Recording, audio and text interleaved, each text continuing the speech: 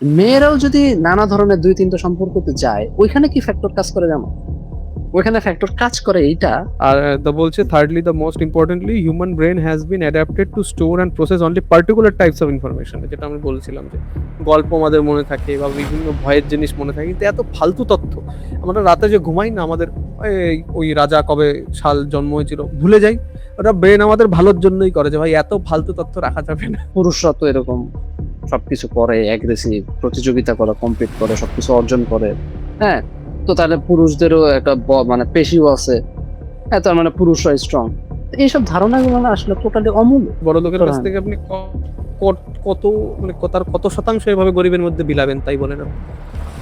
ততক্ষণ পর্যন্ত যতক্ষণ ও আর গরিবগুলো সমান না হয়ে যায়।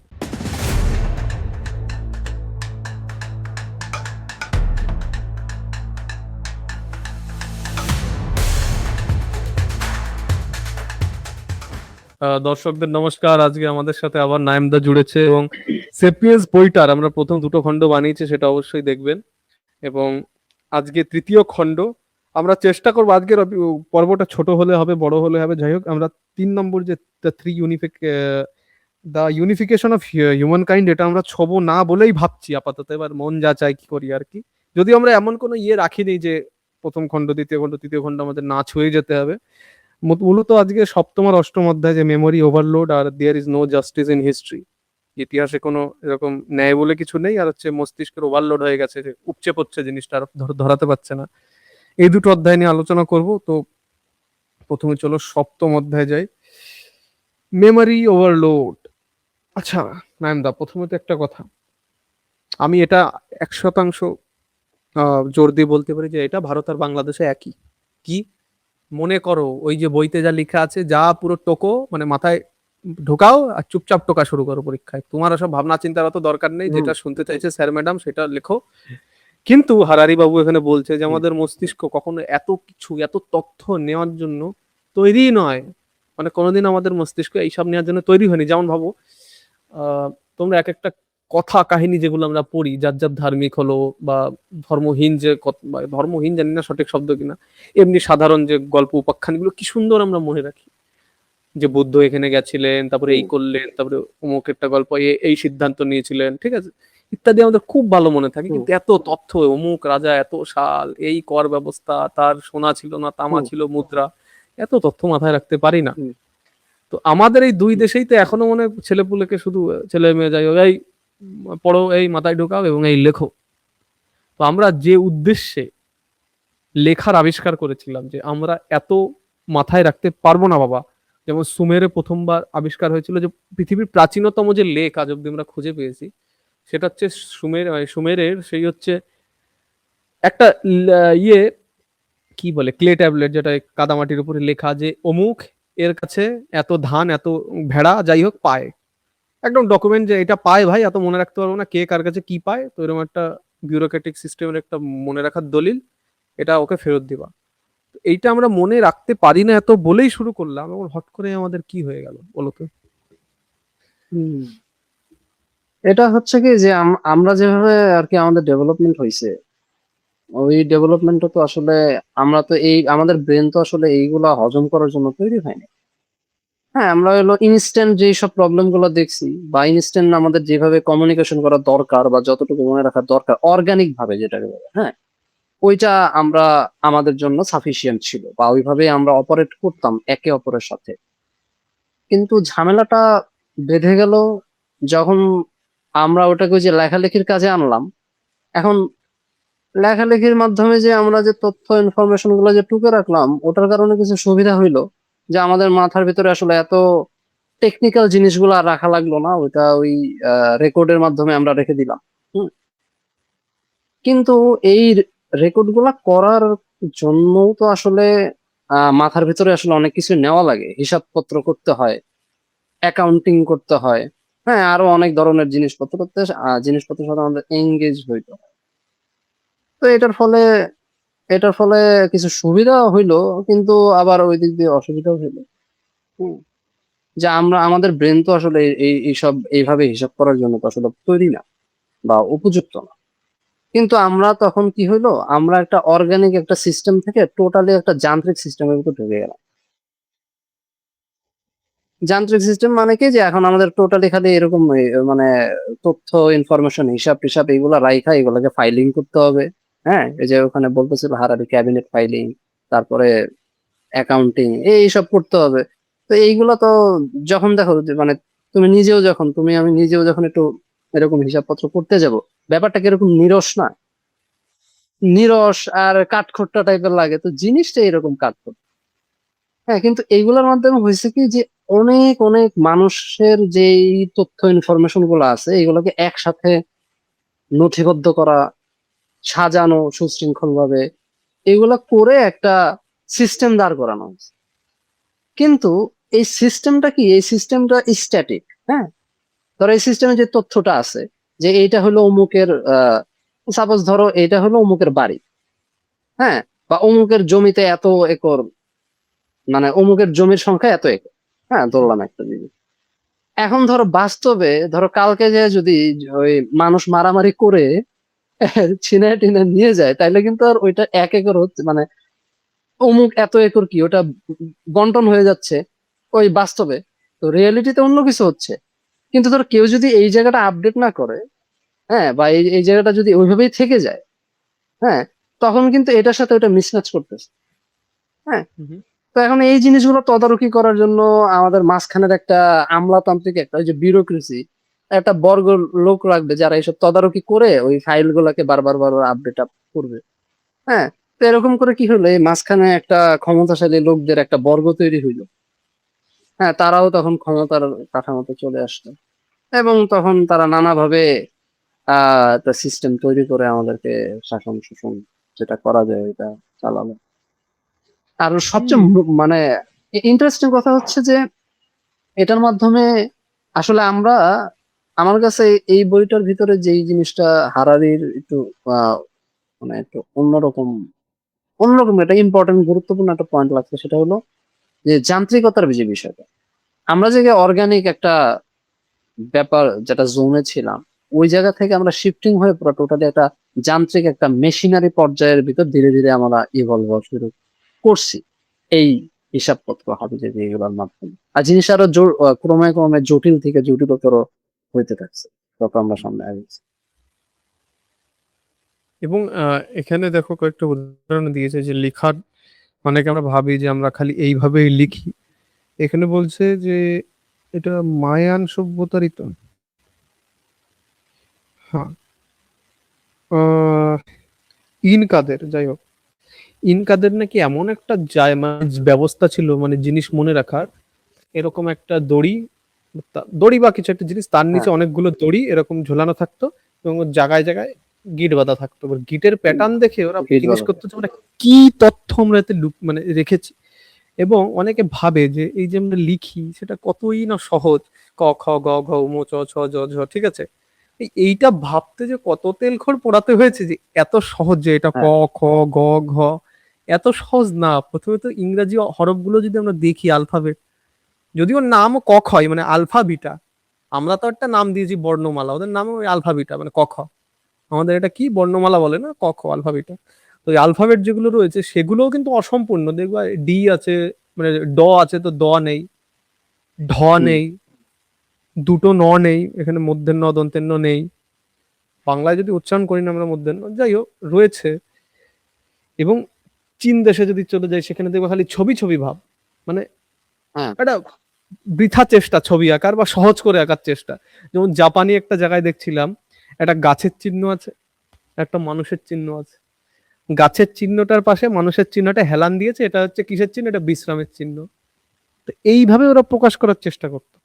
তারপর অন্য একটা বইতে পড়ছি যে আমেরিকার রাষ্ট্রপতি বা এমন কিছু একটা প্রস্তাব দিয়েছিল, বা সেখানকার মেয়র টেয়ার হতে পারে, এবং সেখানকার উপজাতি যারা জনজাতির ব্যক্তিরা ছিলেন তাদের কাছে মতামত দিচ্ছিল, এবং প্রত্যেকটা হুম, জনজাতি আলাদা আলাদা পশু পাখির ছবি থাকে তাদের, যেটা আমাদের গোষ্ঠী চিহ্ন, ঠিক আছে, গোষ্ঠী পিতা, যাই হোক।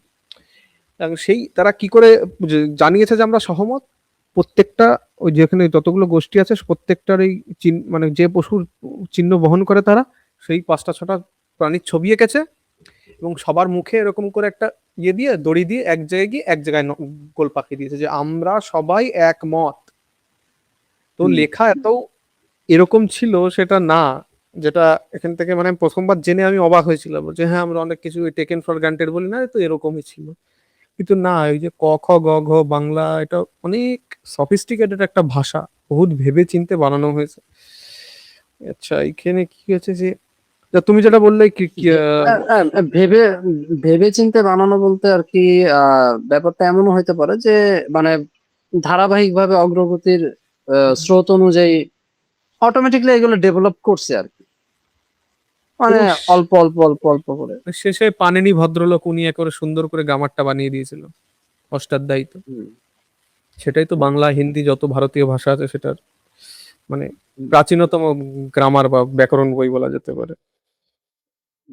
আহ, আচ্ছা, এখানে আবার কত ল্যাঙ্গুয়েজ অফ নাম্বার, এখানে কয়েকটা বিষয় বলছে যে যে আমরা যে দশমিক ব্যবহার করি, দশমিক মানে ফোঁটাটা না, মানে 10টা সংখ্যাতে ব্যবহার করি, 0 1 2 3 4 5 6 7 8 9, 10টা চিহ্ন ব্যবহার করি, এটাকেই দশমিক ব্যবস্থা বলে।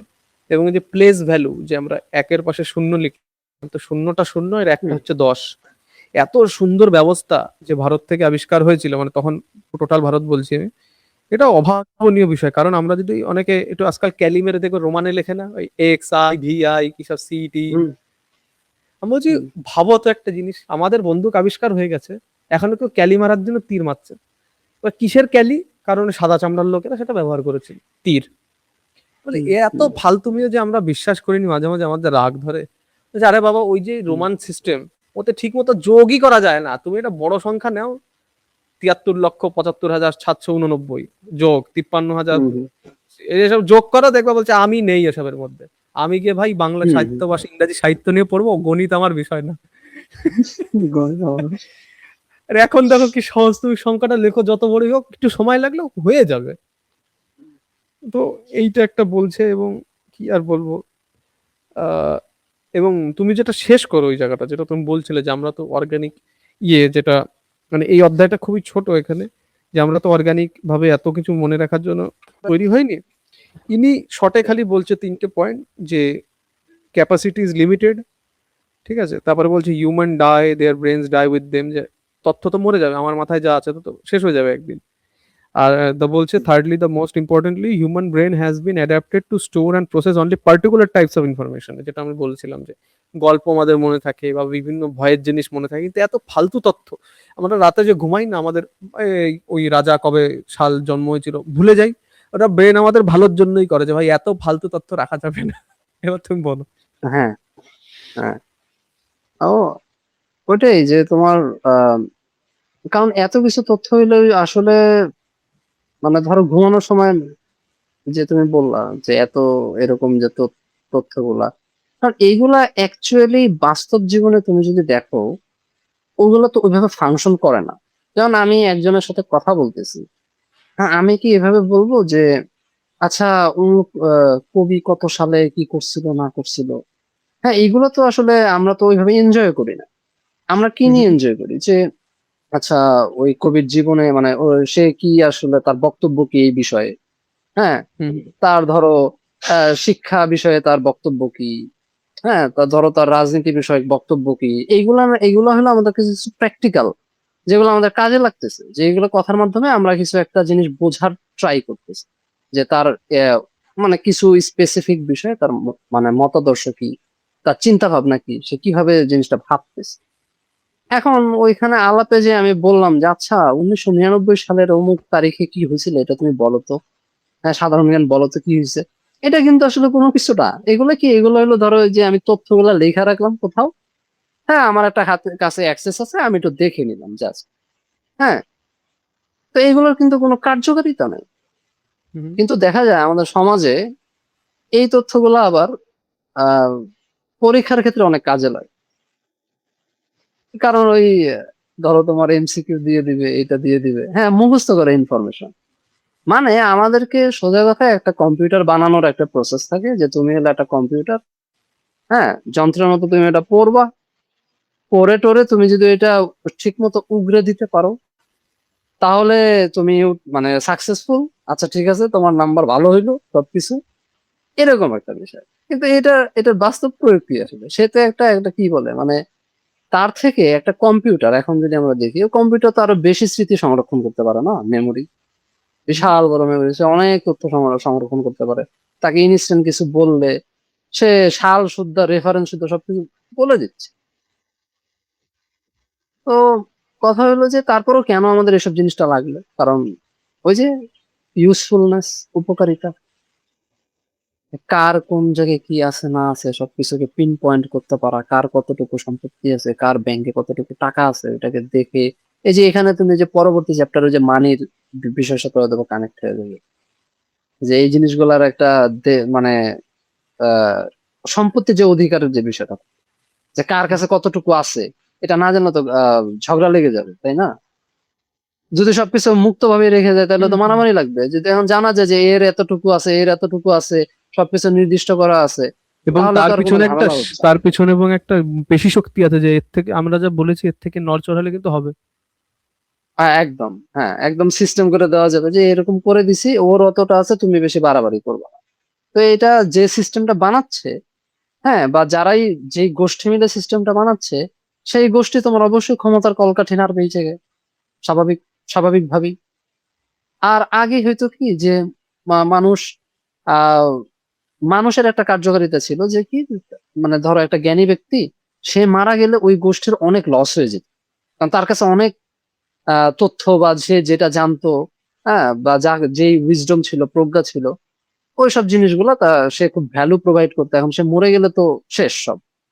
এত তখন মানুষের মধ্যে বুদ্ধি খেললো যে আচ্ছা তাহলে সে যদি মরে যায় এভাবে আর একটা মানুষ তার উত্তরসূরি তৈরি করে রাখা লাগবে, এটা তো একটা মানে লেবরিয়াস একটা প্রসেস।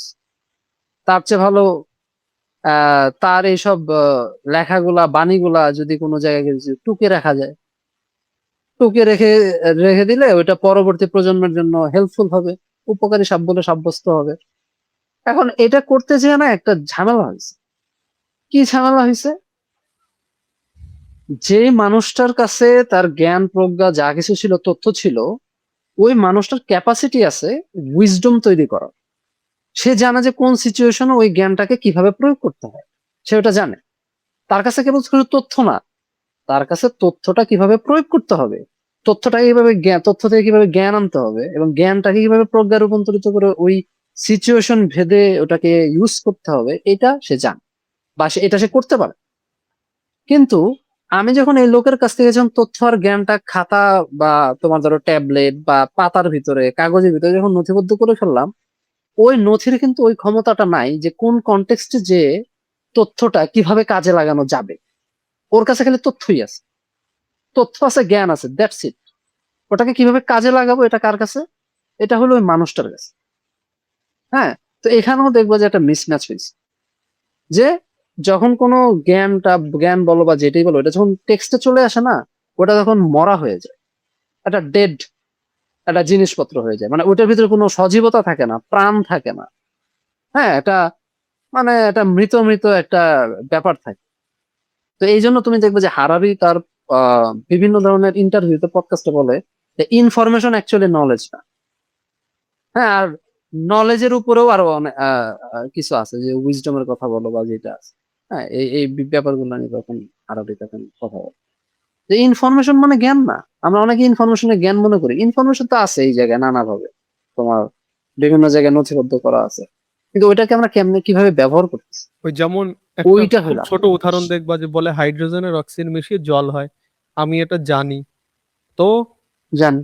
তো হ্যাঁ, তবে কি কি হইলো এটা আমি জানি। এখন এখন কথা হইলো যে আমার ওটা প্রয়োগটা করতে হবে, প্রয়োগটা বুঝতে হবে। ওই হাইড্রোজেনের সূত্রপাত, তারপর আরো অনেক কমপ্লেক্স ব্যাপার থাকে না। কিন্তু আমি জাস্ট খালি এটা মুখস্থ করলাম যে এটা মানে এটা, এটা এটা মিশায় তোমার হয়ে যায়, পানি হয়ে যায়। তো আচ্ছা, হ্যাঁ, হইলো, তাতে এটা দিয়ে আমার কি হইলো জিনিস। তো এই জন্য একই সাথে উপকার তো হইছে, আমরা কিছু ফায়দাও পাইছি, আর এই ফায়দার সাথে সাথে আমাদের অনেক ওই যে আছে না, ট্যাক্সও দিতে হয়েছে। হ্যাঁ, ওই সব জায়গায় এই একই কাহিনী, মানে আমরা যেই সব জিনিসগুলো থেকে ফায়দা নিছি, ওইটার অপোজিট সাইডে কিছু ডার্ক ট্রেড আমাদেরকে হ্যান্ডেল করতে হয়েছে, বা ওইটা আমাদের সাথে হয়েছে ডার্ক ব্যাপারগুলো। যেমন এই যে ক্ষমতা, মানে এইগুলা দিয়ে যেটু পরে পাওয়া হতো, বা যে ক্ষমতার যে বিষয়টা, একটা গোষ্ঠী তোমার অপর গোষ্ঠীকে শাসন করবে, বিভেদ তৈরি করবে, ডিসক্রিমিনেশন করবে। চলো তাহলে আমরা পরবর্তী আহ অধ্যায় যাই। হুম, উম, পরের অধ্যায় হচ্ছে there is no justice in history. Justice. ইতিহাসে কোনো ন্যায় নেই। এখন প্রথমত আমার তো একটা ভালো প্রশ্ন আসছে এখানে, এই ন্যায় মানেটা কি, ভয়াবহ তুমি কি কথা। করে ব্যাখ্যা করো এর? ন্যায়টা কি সেটা একটু ব্যাখ্যা করো তো দেখি।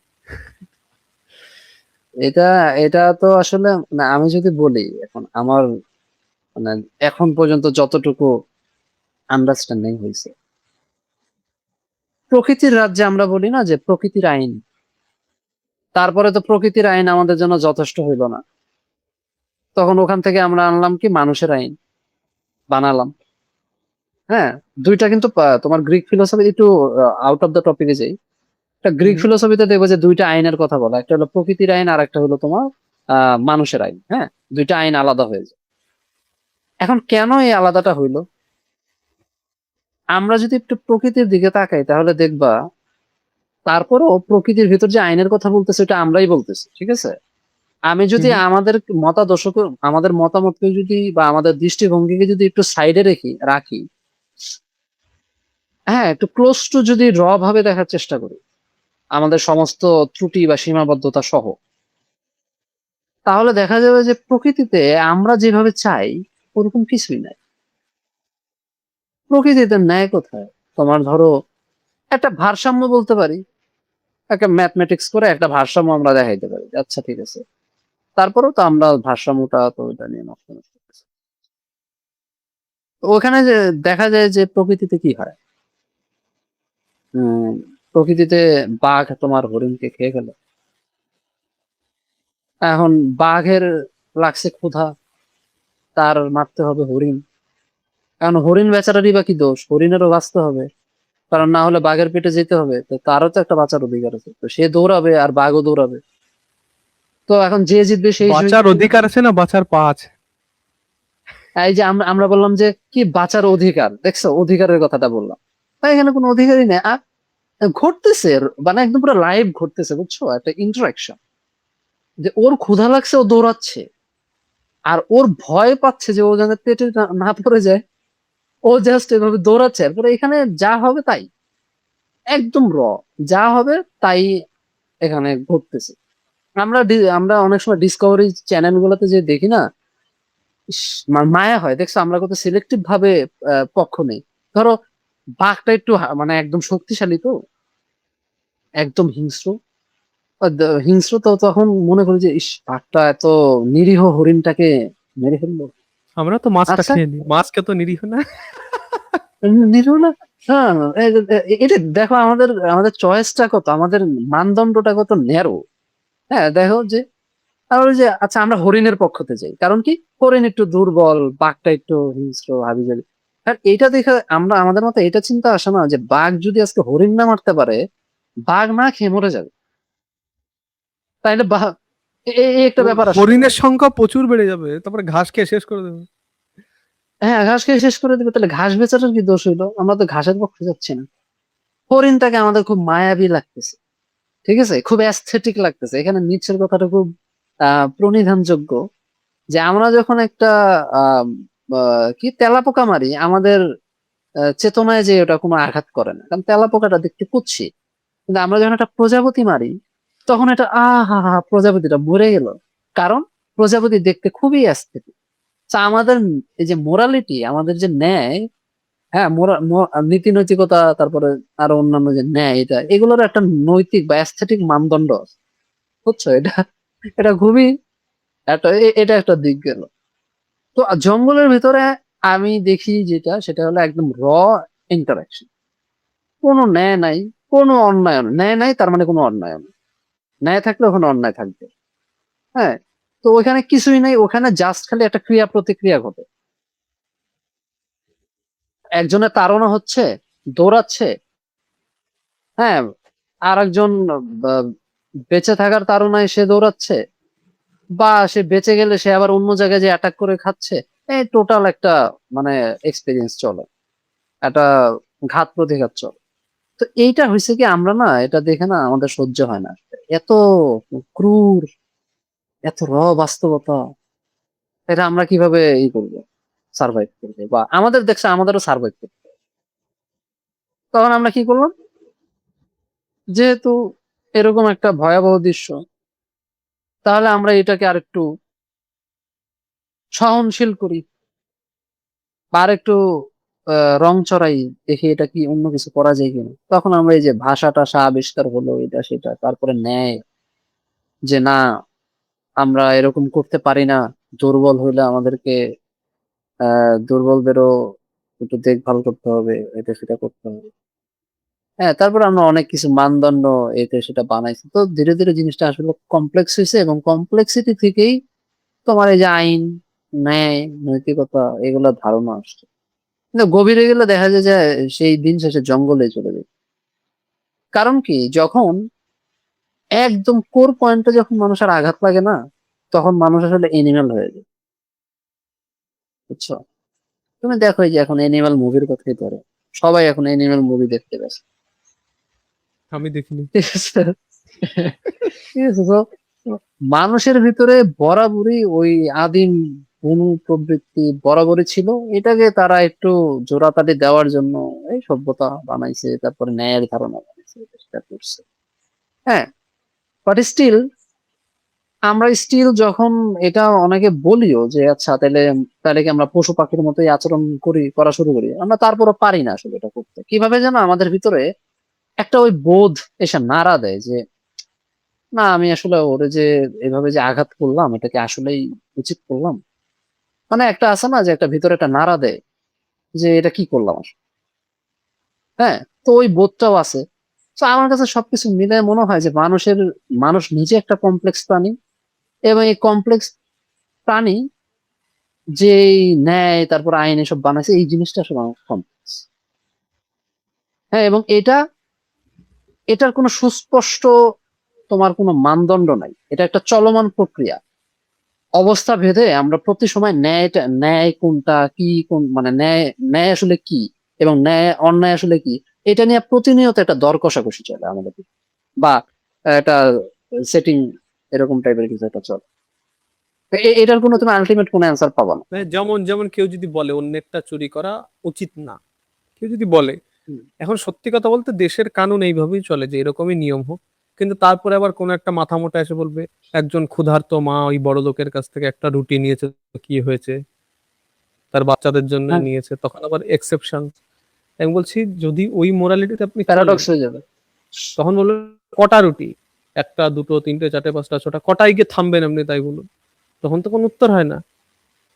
বা এই বড় লোকের উত্তর কাছ হয় না। থেকে আপনি কত মানে তার কত শতাংশ এভাবে গরিবের মধ্যে বিলাবেন তাই বলেন আপনি। মানে ততক্ষণ পর্যন্ত যতক্ষণ ও আর গরিবগুলো সমান না হয়ে যায়। হ্যাঁ, এভাবে তাহলে সবাই করুক, প্রলেতারিয়েত রেভলিউশন হোক। ঠিক আছে, এরকম সমানই তো করতে চায় না সবাই। ওই সমানটার দিকে করাটাই নেয়। অনেকের কাছে মনে হয় যে না, কেউ না খেয়ে থাকবে কেন, বৈষম্য থাকবে কেন, এটা সেটা, তা সব সমান সমান করে দিই, না তুলনামূলক সমান করে দিই।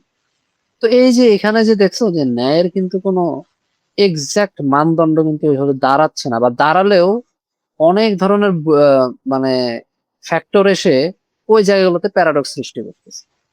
তো এটা নিয়ে বিবাদ চলমান থাকবে, এবং এই বিবাদ চলমান থাকাটাই হয়তো বা আমার কাছে মানে ন্যায়ের একটা প্রক্রিয়া। তাহলে আমি যদি বাবা, বলি জাস্টিস না, জাস্টিসিং, বুঝছো, জাস্টিসিং এটা কন্টিনিউয়াস ফর্ম। হ্যাঁ, হুম। চলতে থাকবে। হ্যাঁ, জাস্টিসিং। এইখানে ভালো উদাহরণ দিয়েছে বাবা, এই বই তো দেখি আরেকবার পড়তে হবে। আমি তো বাচ্চাকালে পড়েছিলাম, কত কিছু মনে হয় ততটা মন দিয়ে দাগায়নি। কি সুন্দর বলছে এখানে, যে বলছে যে এখন না হয় একরকম করে চলি তোমরা, বলছিল কি আগে যখন দাস প্রথা ছিল, সে তো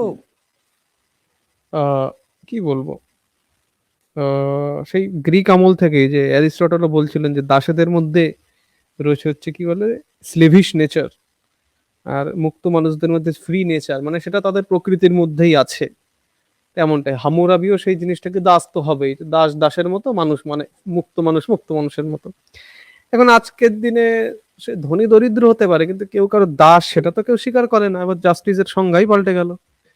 তাছাড়া হুম, হুম, এখন আগে এক সময় ছিল যে আমেরিকা যখন স্বাধীন হলো তখন শুধুমাত্র সাদা চামড়ার ছেলে মানুষ ভোট দিতে পারতো, মহিলাদের হুম, তো খুব সম্ভবত সম্পত্তির অধিকারও ছিল না খুব সম্ভবত, এমনকি ব্যাংকের হুম, খাতাও খুলতে পারতো না। এবং হুম, এখানে কি সুন্দর হয়েছিল যে কিছু সমুদ্র সৈকত ছিল যেখানে বলছে শুধুমাত্র আহ সাদা চামড়ার লোকের জন্য, এমন লেখা ছিল। তাই হারারি এখানে বলছেন যে এই যে সমুদ্র সৈকতে লেখা রয়েছে যে শুধুমাত্র সাদা চামড়ার লোকেদের জন্য, এটা কিসের ভিত্তিতে বলছে তারা? এমন তো না যে জীববিজ্ঞানগত ভাবে যে কোন রকম সমুদ্র সৈকত সাদাদের জন্য ভালো কিন্তু কালোদের জন্য খারাপ এমন জন্য নিষেধ করা হচ্ছে। কারণ বেশিরভাগ ক্ষেত্রে আমরা দেখবো যে গরম মানে সূর্যতপ্ত বিভিন্ন জায়গাগুলোতে কালোরাই ভালো থাকে। মানে উপরে যখন ঠান্ডায় যাবা তখন সাদাদের একটু সুবিধা আছে, ঠিক আছে? তো এক্ষেত্রে কিসের ভিত্তিতে সে বললাম, আমি সুবিধা আছে বললাম, এবার কে থাকতে পারবে না তা তো না। সে তার ইচ্ছায় থাকছে, ভাই হুম, তোমার হাত পা দিয়ে খাচ্ছে কি? সে নিজের ইচ্ছায় খাচ্ছে, নিজের হাত পায়ে শিকার করছে বা চাষ করছে বা ফলমূল জোগাড় করছে। তা বলছে কি এইখানে এই যে আমরা যে এই সমস্ত নিয়ম বানিয়েছি এটা কতটা কাল্পনিক ভাবে, এটা এর সাথে প্রকৃতির কোনো সম্পর্ক নেই। আমেরিকার কনস্টিটিউশন বলি, যাতে দেখবো যখন দূরের জিনিস নিয়ে কথা হয় না কারো গায়ে লাগে না। এই যে আমি যখন ভারত বা বাংলাদেশের কনস্টিটিউশন আলোচনা করবো দেখবো দুই পক্ষই খচে যাবে, হ্যাঁ আমাদেরটা খারাপ না, চুপ করে থাক, ঠিক আছে? আমেরিকারটা দিয়ে বলি কারোর কিছু যায় আসবে না। বলছে হুম, আমেরিকায় এইটা বলা হয়েছে যে আমরা খুবই প্রকৃতির সাথে মেনে চলি। এই যে যার সম্পত্তি তার এবং সে তার যোগ্য, এটার কারণ হচ্ছে প্রকৃতি যোগ্যতাকে মানে পুরস্কৃত করে। ওই যোগ্যরা সম্পদ বানিয়েছে, তারা তাদের ছেলে মেয়েকে দেবে, কোনো ব্যাপার না। যারা গরিব তারা পাবে না, তাদের যোগ্যতা নেই বা ইত্যাদি, যাই হোক। এটা আমরা মানি হুম, যেহেতু আমরা প্রকৃতির নিয়ম মানি। তাহলে বাবা একটু বলো দেখি প্রকৃতির এমন কোন নিয়ম ছিল যাতে তুমি বললে এই সমুদ্র সৈকতে কালো যেতে পারবে না, সাদা যেতে পারবে? এমন প্রকৃতির কোন নিয়ম ছিল হুম। একটু বলো দেখি। তা এখানে আমরা হ্যাঁ, আমার কত কথা আমার এখানে মনে হয় যে আমরা না এই কথা, এই জার্গানিং, এই যে কথার শব্দের সাথে খেলি না, নিজেকে খুব ন্যায়বান দেখানোর জন্য। মানে চোরও যদি ধরা পড়ে ঠিক একটা কৈফিয়ত গুছিয়েই নেবে যে ভাই আমার না এই ছিল, সমাজটা এই কারণে খারাপ, আমি এই কারণে বাধ্য হয়েছি, কারণ আমার মানে পেট আছে, আমার কিছু উপায় ছিল না, ইত্যাদি ইত্যাদি। তো কথা বানাতে আমরা ভারী পাকা, যে আমরা নেচারের বানাচ্ছি বা নিজের মতো বানাচ্ছি, বানাতে ভারী পাকা মনে হয়। কি বল? হ্যাঁ, জাস্টিফিকেশন, জাস্টিফিকেশন। এই তো একটা কথা বলে দিল, জাস্টিস জাস্টিফিকেশন। এখান থেকে আর একটা জিনিস, জাস্টিফিকশন, ঠিক আছে? জাস্টিফিকশন। জাস্টিফিকশন, জাস্টিফিকশন, জাস্টিফিকেশন, ও ঠিক আছে? বাবা। মানে ইন্টারেস্টিং জিনিস বেরোলো, দেখছো? এই যে কথা বানাই দিলাম আর কি, শব্দ জাস্টিফিকশন, জাস্টিফিকেশন। ওকে, ফাইন। এটাই তো এখন, প্রকৃতি যদি মুক্ত হয়, দেখো মানুষের, মানে ধরো একটা বিশাল সমুদ্র, ওই সমুদ্র থেকে আমি এক ঘটি জল নিলাম, এক ঘটি জল নিয়ে তারপর বলতেছি এই জলটা আমার। বিষয়টা কিছুটা এরকম হয়েছে। হ্যাঁ, তো আবার কি করলাম, ওই এক ঘটি জল নিয়ে আবার ওই জলের মানে ওই সমুদ্রের পাড়ে একটা বেড়া দিলাম আর কি, ইচ্ছা মতো। না, এইটা যেহেতু আমি নিছি, এটা এখন থেকে আমারই হবে, অন্য কেউ আসতে হবে। মানে বিষয়টা কিছুটা এরকম হয়ে গেল। তো এখন আমার কথা হলো যে সবাই তো প্রকৃতি থেকে চুরি করে। আমরা বলি, আবার কি বলি, প্রকৃতির দান। ওটা মানে ভাষারই খেল। তা আমরা যা কিছু পাইছি প্রকৃতি থেকে চুরি করেই তো নিছি। ওই তা যে আমরা বলে তো না গরু সবাই আমাদের বাইক ডাউন। বলে না গরু আমাদের দুধ দেয়, বলে আমরা গরুর দুধ টিপে বের করি। এটাতে এইভাবেই তো বলা হচ্ছে। বাজে ভাবে বললে হ্যাঁ, তো এটাই, থরিও আমাদের হ্যাঁ, ঘটিতে এসে দুধ দিয়ে যায়, নাও বাবা নাও, আজকে হ্যাঁ। 1 লিটার দুধ দিয়ে। তো আমরা তো প্রকৃতি থেকেই চুরি করে নিছি না? প্রকৃতি প্রকৃতির মতো ছিল, আমরা তো এক হিসাবে আমরা জন্মগত ভাবেই চোর। হ্যাঁ, না, প্রকৃতি থেকে আমরা সবকিছু চুরি চামারি করে তারপরে নিজেদের মতো করে বানায়, তারপরে ধরো আরো কত কত ভাষার মাধ্যমে আমরা কত জাস্টিফিকেশন করে টোরে কি করি। এখন ঝামেলাটা হচ্ছে কি, যে এক পক্ষ মনে করে যে আমি তাদের থেকে বেশি যোগ্য, আমারই করা উচিত। এটা হলো ক্ষমতা সুসংহত করার পায়তারা, আর কিছু না। এখন আমার কথা হইলো যে এই যে ব্ল্যাক পিপল বা ধরো যে দাস প্রথা যে শুরু হলো, এখন কথা হলো যে আমরা তাদের প্রতি মানে সাদা চামড়ার লোকরা যে এই কালো চামড়াদের প্রতি মানে এরকম শোষণ, মানে ট্রিমেন্ডাস লেভেলের শোষণ টোষণ চালায় চলে, তারপরে নানা ধরনের ট্যাগ দিয়ে নিজেদেরকে মানে হনু দাবি করে এই যে এই ধরনের যে ধ্বংসযজ্ঞ গুলা চালাইছে বা অত্যাচার গুলা চালাইছে, তো দিন শেষে তারা কি করছে? তো এই যে বঞ্চিত হলো তারা এত কিছু থেকে, তারা ভালো শিক্ষা পাইলো না, ভালো জায়গায় পড়তে পারলো না, ভালো চাকরি বাকরি পাইলো না, তারপরে তাদের একটা মানবেতর জীবনযাপন করতে হইলো।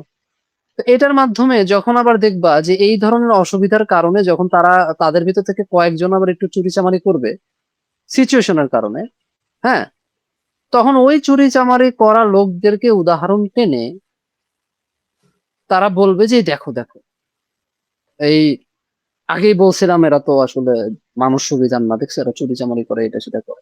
আমার কথা হলো যে ভাই তুমি তো আগে যে একটু আগে টর্চার করছো, টর্চার মর্চার করে তাদেরকে একটা মানবেতর জীবনযাপনের ওই লেভেলে যে তুমি তাকে নিয়ে নিয়ে গেছো, নিয়ে যাওয়ার পরে ওখান থেকে যখন একটা মানে বাই প্রোডাক্ট হিসেবে ফলাফল হিসেবে যখন কিছু খারাপ আউটকাম বের হবে, তখন তুমি আবার ওই আউটকামকে দিয়ে নিজেদের আবার যে আচরণ গুলো আছে ওটাকে জাস্টিফাই করতেছো। এটা এটা তো চলছে। করাও হয়েছে ফেয়ার, আমেরিকায় আমেরিকা হ্যাঁ, তো করা হয়েছে। আমেরিকাতে করো। দাস প্রথা উঠে যাওয়ার পরেও কিন্তু কালো লোকদের কিন্তু তেমন একটা কিন্তু ওইভাবে দেখা হয় নাই না। ও এবং মানে তারা দারিদ্রতার তারা, কারণেই যে অপরাধগুলো করতো তারাই এরা দেখাতো, এই দেখেছো কালোরা বেশি অপরাধ করে। হ্যাঁ, কিন্তু দারিদ্র হয়েছে কিভাবে আসলে? তোমরা চুরি করছো এই জন্য। হুম হুম। না, যে তারপরে আফ্রিকানরা তো আগে অনেক ধনী ছিল না, যারা ওই ওই সাইড গুলা, হ্যাঁ, মানে ধনী শুরুতে বলতে তাদের অনেক ধন সম্পত্তি ছিল। যদি সোনার স- থেকে স- বলা যায়, সোনা হওয়াকে ধনী বলা, আমি তো বলবো যে খেয়ে পরে বেঁচে থাকে সে বেশি ধনী। যাই হোক, যদি আমি জানি না বিষয়টা খুব ভালো যে ওরা খেয়ে পরে কেমন ভালো ছিল। হ্যাঁ, মানে ওই কি জানি মানসা মুসার একটা দেখছিলাম মনে হয় ডকুমেন্টে, মানে ওই আমরা তুমি বললা যে স্বর্ণ রৌপ্য ওইগুলো দিয়ে তো আগে মনে হয় এত ট্রেডিং ট্রেডিং করতো এটা। তো যারা এটা নিয়ে গবেষণা যারা আরো ভালো বলতে পারে, তো তাদের তো আগে অনেক কিছু ছিল, কিন্তু ধীরে ধীরে আর কি ওটা এক জায়গা থেকে আরেক জায়গায় হাত বদলি হয় আর কি। এখন এই বদলির প্রক্রিয়াও তো তোমার অনেক গ্র্যাজুয়াল, কে কারটা থেকে কিভাবে ছিনিয়ে নেয়। হ্যাঁ, তো আমার কাছে তখন মনে হয় যে আহ এক পক্ষ মানে যেই পক্ষই পায়, ধীরে ধীরে ক্ষমতা, ওই যে পাওয়ার শিফটিং হয় না, এক হুম। পক্ষ এখান থেকে এখানে পাওয়ার শিফটিং হয়। আর পাওয়ার শিফটিং হওয়ার পরে ক্ষমতা সুসংহত করার একটা ফেজ চলে। ওই ক্ষমতা সুসংহত করতে করতে কি হয় যে ওই সিস্টেমটার ভিতরেই দেখা যায় যে একটা গলদ চলে আসে, একটা শোষণ শোষণ মানে প্রভু মনির যে একটা বিষয়, একজন শোষণ করবে আর একজন শোষিত হবে, এরকম একটা ডাইনামিক্স তৈরি হয়। তারপর ওখান থেকে আবার পাওয়ার ডাইনামিক্সটা আবার ভাঙা শুরু হয়, মানে পাওয়ারটা ভাঙে, ভাঙে আবার শিফটিং হয়, শিফটিং হয়ে দেখা যায় যে ওই দাস আবার মালিক হয়ে যায়, মালিক আবার দাস হয়ে যায়। এরকম একটা প্রসেস, একটা প্যাটার্ন দেখা যায়, প্যাটার্ন চলতে থাকে সবসময়। তো এটার সাথে আরেকটু অ্যাড করি, সেটা হলো হারারি ওখানে বলছে যে আচ্ছা দাস প্রথা আহ ওই সিস্টেম ওয়াইজ ওখানে ওই কি বলে কালো এবং সাদাদের ভিতরে যে ঝামেলাগুলো ছিল ওটা দাস প্রথা উঠে যাওয়ার পরেও ছিল, এরকম একটা তথ্য পাওয়া যায়। আমার কথা হলো যে দাস ব্যাপারটা কি ওইভাবে দাস প্রথা নাই, কিন্তু দাস বা মালিকের যে ব্যাপারটা ডাইনামিক্স এটা তো এখন এখন পর্যন্ত আছে, এখন কর্পোরেট দাস, কর্পোরেট বস, হ্যাঁ, স্ট্রাকচার না কিন্তু না চেঞ্জ হয় নাই। না না, সেখানে তো তুমি কাজ ছেড়ে দিতে পারো না নাকি? হ্যাঁ, কাজ ছেড়ে দেওয়া যায়, মানে ওই যে বললাম না ফর্মের ইমপ্রুভমেন্ট হয়েছে। হুম হুম। হ্যাঁ, কিন্তু ওভারঅল তুমি যদি দেখো, ওভারঅল দেখবা যে যার কাছে রিসোর্সেস আছে, পাওয়ার আছে, এটা আছে, তারাই তো দুনিয়াটা চালনা করে না।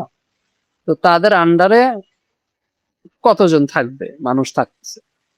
হ্যাঁ, তো এই হোল্ডিংটা সবসময় থাকে, যদি এটা নেচার একটু অন্যরকম। হ্যাঁ, কিন্তু মানে আমি যদি আরো মানে ব্রড ভাবে ধরি তাহলে ব্যাপারটা ওরকম থাকে। যাই হোক, দাসপ্রথার ব্যাপারটাতে আসতেছিল। তো এই যে এরকমই ব্যাপারটা হয় যে আমরা কিভাবে জাস্টিফিকেশন করে ফেলি ক্ষমতার।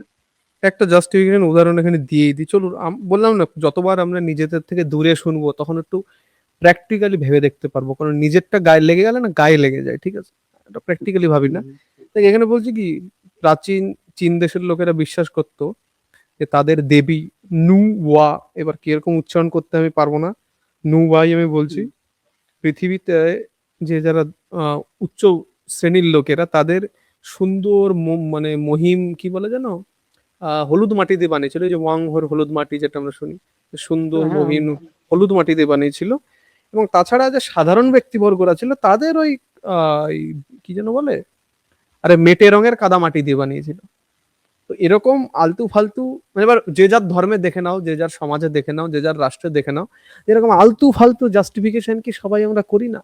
মানে প্রকৃতি বা বিজ্ঞানের সাথে যদি কোনো কিছু সামঞ্জস্যতা থাকে, যে হ্যাঁ হতে পারে মহিলাদের ধৈর্য বেশি অন এভারেজ, তাই বাচ্চাদের ট্যাকেল করা বা প্রাইমারি স্কুলের শিক্ষিকাতে আমরা মহিলাই বেশি দেখি, কারণ ছেলেপুলে ওটা এরা মেরেও ফেলতে পারে।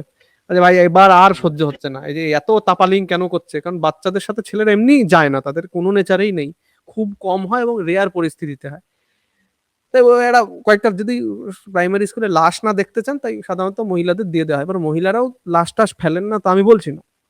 কদিন আগে একটা ঘটনা শুনলাম, দুই বাড়িতে ঝামেলা, বুঝলে, কাকা বাবার মধ্যে, মানে দুই ভাইয়ের মধ্যে বা দুই ভাইয়ের বউয়ের মধ্যে ঝামেলা হয়তো খুব সম্ভবত। তা বড় ভাইয়ের যে বউ, সে এখন রান্না করতে গেছে তার বাচ্চাটা ঘরে রেখে, এবং সে প্রত্যহ লক্ষ্য করতো যে তার বাচ্চাটা কেঁদে ওঠে। তার সিসিটিভি ক্যামেরা লাগিয়েছে, সিসিটিভি কাউকে বলেনি, সিসিটিভি ক্যামেরায় দেখে যে ওই যে যে কাকিমা হয় যে বাচ্চাটার, সে এসে ওর এরকম পাটা এরকম মুচকে শেষে হাড় ভেঙেই দিয়েছে।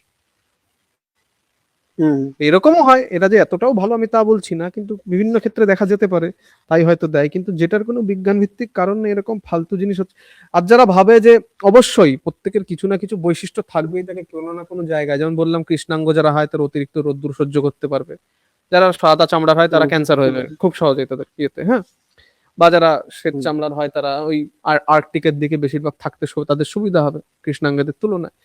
কিন্তু বা যারা ভাবো অতিরিক্তই লম্বা, দেবো অজগরের মতো লম্বা, তারা এনবিএ তে খেলে না বাস্কেটবল, যারা সমাজের দিক থেকে অতিরিক্তই লম্বা, লম্বা হওয়ার একটা লিমিট তো আছে, কিন্তু যারা এনবিএ খেলে তাদের তো লম্বা ছেলেগুলো যারা থাকে তারাই বেশি সুযোগ পায়, তাদের একটা অ্যাডভান্টেজ তো থাকেই। তো সেগুলো থাকে, কিন্তু ভাবো কি সমস্ত লম্বা ওরম তালের মতো ছেলেই কি এনবিএ খেলে? খেলে তো না। এরকম থাকতেই পারে তোমার নিউরন স্ট্রাকচার এমন যে তুমি ক্রিকেটটা আসলেই খুব ভালো খেলতে পারবা, হয়তো তোমার আঙুলই এমন যে স্পিন বোলিং তোমার বিশাল ভালো হবে। তুমি কি ক্রিকেট খেলার সুযোগ পেয়েছো কখনো, সেটাও তো ভেবে দেখার দরকার। তো এখানে হারারি বলছেন যে সবার মধ্যে অনেক অন্তর্নিহিত স্বকীয় অনেক প্রতিভা থাকে, তো সেটাকে তো ধার দিতে হবে, সেটাকে মানে লালন পালন করতে হবে, তার প্রশিক্ষণ বারবার করে অভ্যাস করে, তারপরে তো সেটা তুমি একটা জায়গায় গিয়ে তোমার হবে যে এটা তোমার, এটা আমার রপ্ত করেছি আমি। সেই সুযোগটা কজন পায়, এইখানেই এই জায়গাটা প্রশ্ন উনি বলেছেন যে ধনীরা সেটা পায়, দরিদ্ররা সেটা পায় না। এবং কেউ যদি বলে দরকার নেই পাওয়ার, যেমন ক্রিকেট দেখো, ক্রিকেট একটা বিনোদনের জিনিস, সে পৃথিবীতে ক্রিকেট থাকলেও কি না থাকলেও কি এমন কিছু কিন্তু যায় আসে না। ফুটবল, এনবিএ বা যা খুশি গল্ফ, এগুলো আদৌ থাকলো কি না থাকলো, হয়তো অন্য একটা খেলা থাকবে, এটা থাকবে না। খেলা তো থাকবে আশা করি বিনোদনের জন্য, কিন্তু এটাই থাকবে বলে এমন তো কিছু না। এবার তুমি যদি বলে না ক্রিকেট শেখার দরকার নেই বা এর ট্যালেন্ট আছে তো আমি কি করব, অবশ্যই এটা আমার কিছু বলার নেই, যে নাচের এই স্টাইলটা ভারতনাট্যম বা ব্যালে এ যদি না থাকে তো কি হতো, কিছুই হতো না। তা ঠিক আছে, সেই জায়গাটা একটু রাখলাম। আচ্ছা, পরে এখানে অধ্যায়ের মধ্যে পরবর্তী জায়গাটা রয়েছে যে ভিসিএস সাইকেল, যে দুশ্চক্র, দেখি এখানে একটা হাইলাইট করা রয়েছে, কি বলি আমি দাগিয়েছিলাম বহু বছর আগে। বলছে তুমি যদি চাও কোনো মনুষ্য গ্রুপ, মানে কোনো মনুষ্য কি বলবো দলকে একটু দূরে রাখতে, ঠিক আছে, এখানে বলছে যেমন হচ্ছে মহিলা, তারপর হচ্ছে আহ ইহুদি, আহ রোমানি লোক যেগুলো ভারত থেকে বংশোদ্ভূত, ইউরোপে তাড়িয়ে নিয়ে গেছিল, ঠিক আছে, ওরা ওই রোনাল্ডো, তারপরে চার্লি চাপলি, এরা সব রোমানি না, এক বংশোদ্ভূত। তারপর হচ্ছে সমকামী, কৃষ্ণাঙ্গ। তা সবচেয়ে ভালো এর রাস্তা হচ্ছে যে সবাইকে বুঝিয়ে দাও যে এরাই হচ্ছে যত রকম নষ্টের গোড়া। যেমন মহিলারা এই সমাজের নৈতিক মূল্যকে হ্রাস করছে, এদিকে পুরুষেরাও গুটখা গাঁজা সবই খেয়ে যাচ্ছে, কোনো কিছু সমস্যা হচ্ছে না, তারা নৈতিক মূল্যকে নিম্নতর করছে না।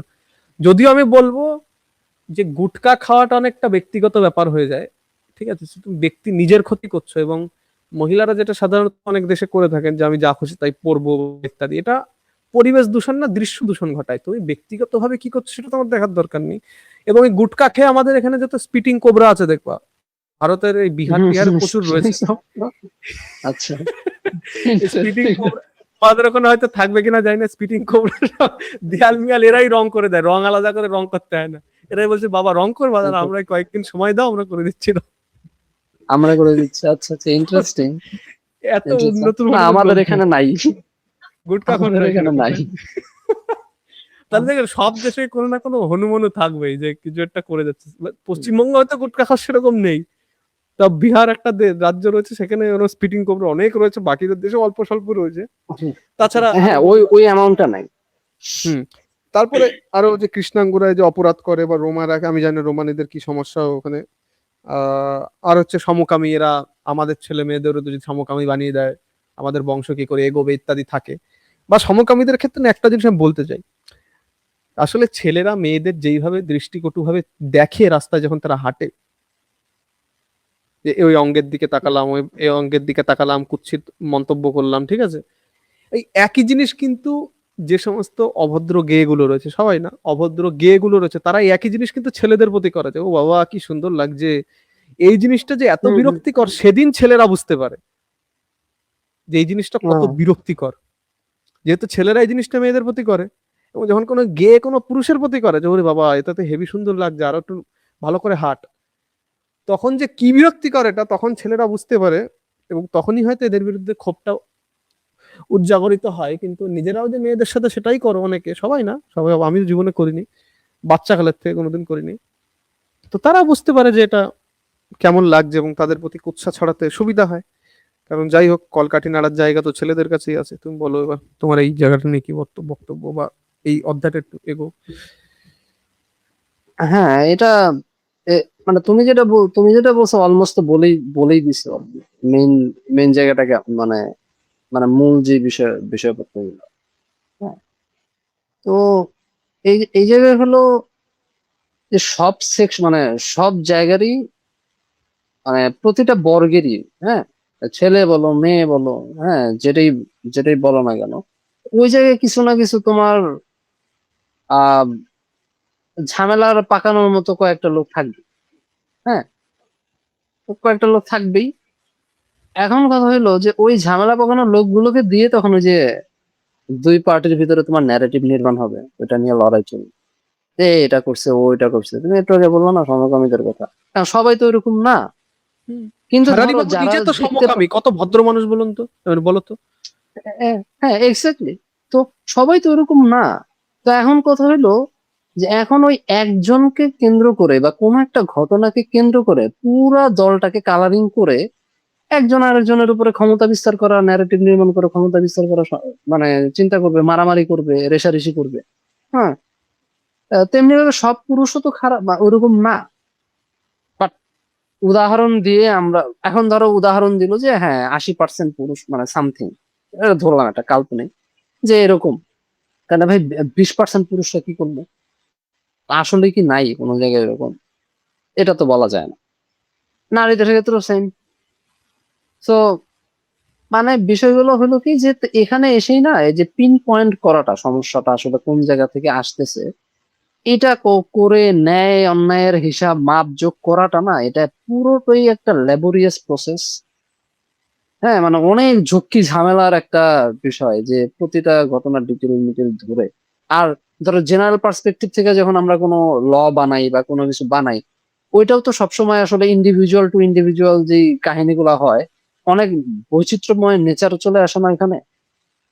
হ্যাঁ, কালেকটিভলি আমরা একটা নিয়ম বানাইলাম, কিন্তু ওইটা যখন ব্যক্তির উপর প্রযোজ্য হয়, দেখবা যে ব্যক্তির ক্ষেত্রগত জায়গায় অনেক সূক্ষ্ম সূক্ষ্ম ব্যাপারগুলো কিন্তু চলে আসে। তখন কিন্তু এই জন্যই তোমার ওইভাবে বিচার কিন্তু করা যায় না তখন। ওই একটা ফ্রেমে ফেলে দিয়ে কিন্তু বিচার করা যায়। এটা তো এখানে এই ব্যাপারগুলো ঘটতে থাকে, চলতে থাকে এরকম করেই জিনিসগুলা। হুম তো এটা এটা খুবই আসলে জটিল একটা তোমার প্রসেস। মানে এখন অত ধৈর্য তো আসলে আমাদের নাই। আমরা তো আমাদের বেশিরভাগ ব্যাপারগুলোই তো আমরা খুব রিয়াক্টিভ। কিছু বললেই আমাদের এখনই সবকিছু করে ফেলতে হবে।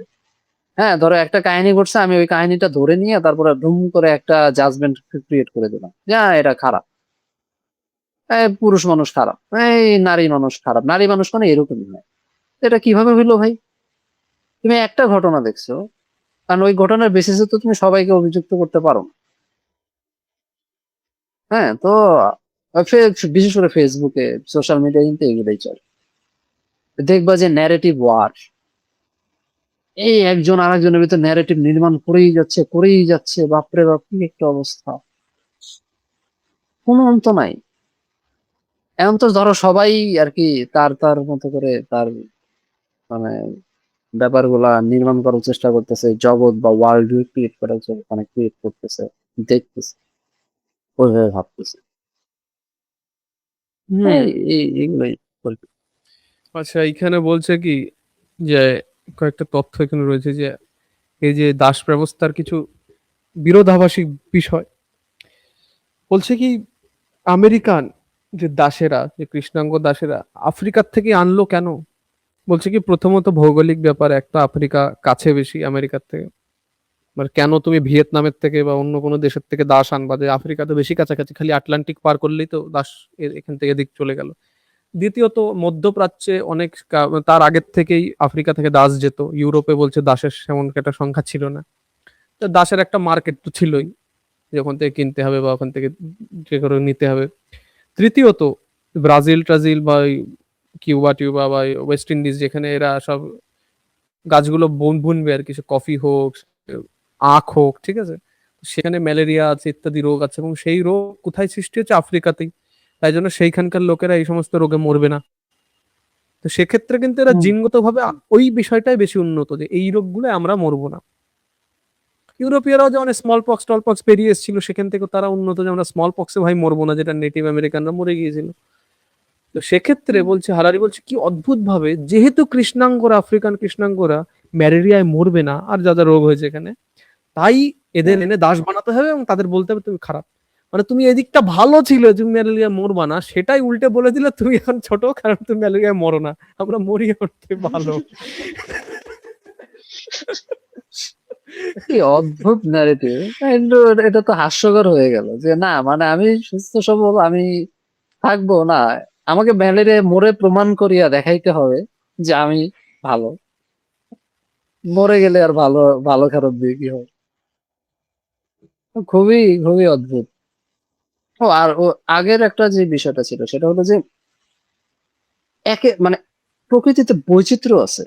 হ্যাঁ, তোমার যেমন ধরো আমি যদি সাদা কালো তারপরে পুরুষ নারী এই দুইটা দিয়ে যদি দেখি, না আমরা মনে করি যে এই যে হারারি মনে হয় তার এই বইতে মনে হয় একটা বলবে যে পুরুষ নারী থেকে বেটার কেন, এই দিক থেকে বেটার কেন, পার্টিকুলার পুরুষরা সিচুয়েশনে অ্যাগ্রেসিভ। হয়তো বেটার, একবারে একেবারে বেটার।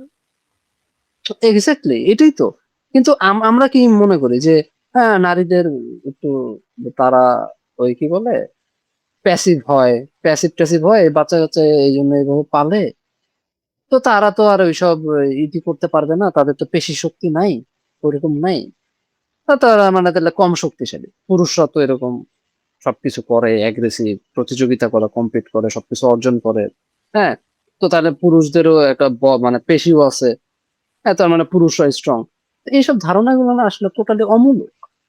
হ্যাঁ, কারণ প্রত্যেকেরই, পুরুষ হোক নারী হোক, প্রত্যেকেরই তার আপন আপন ফিচার আছে, এবং ওই ফিচার অনুসারে তাদের শক্তিমত্তার জায়গা আছে, এবং এক একজন এক একটা জায়গায় কিন্তু শক্তিশালী।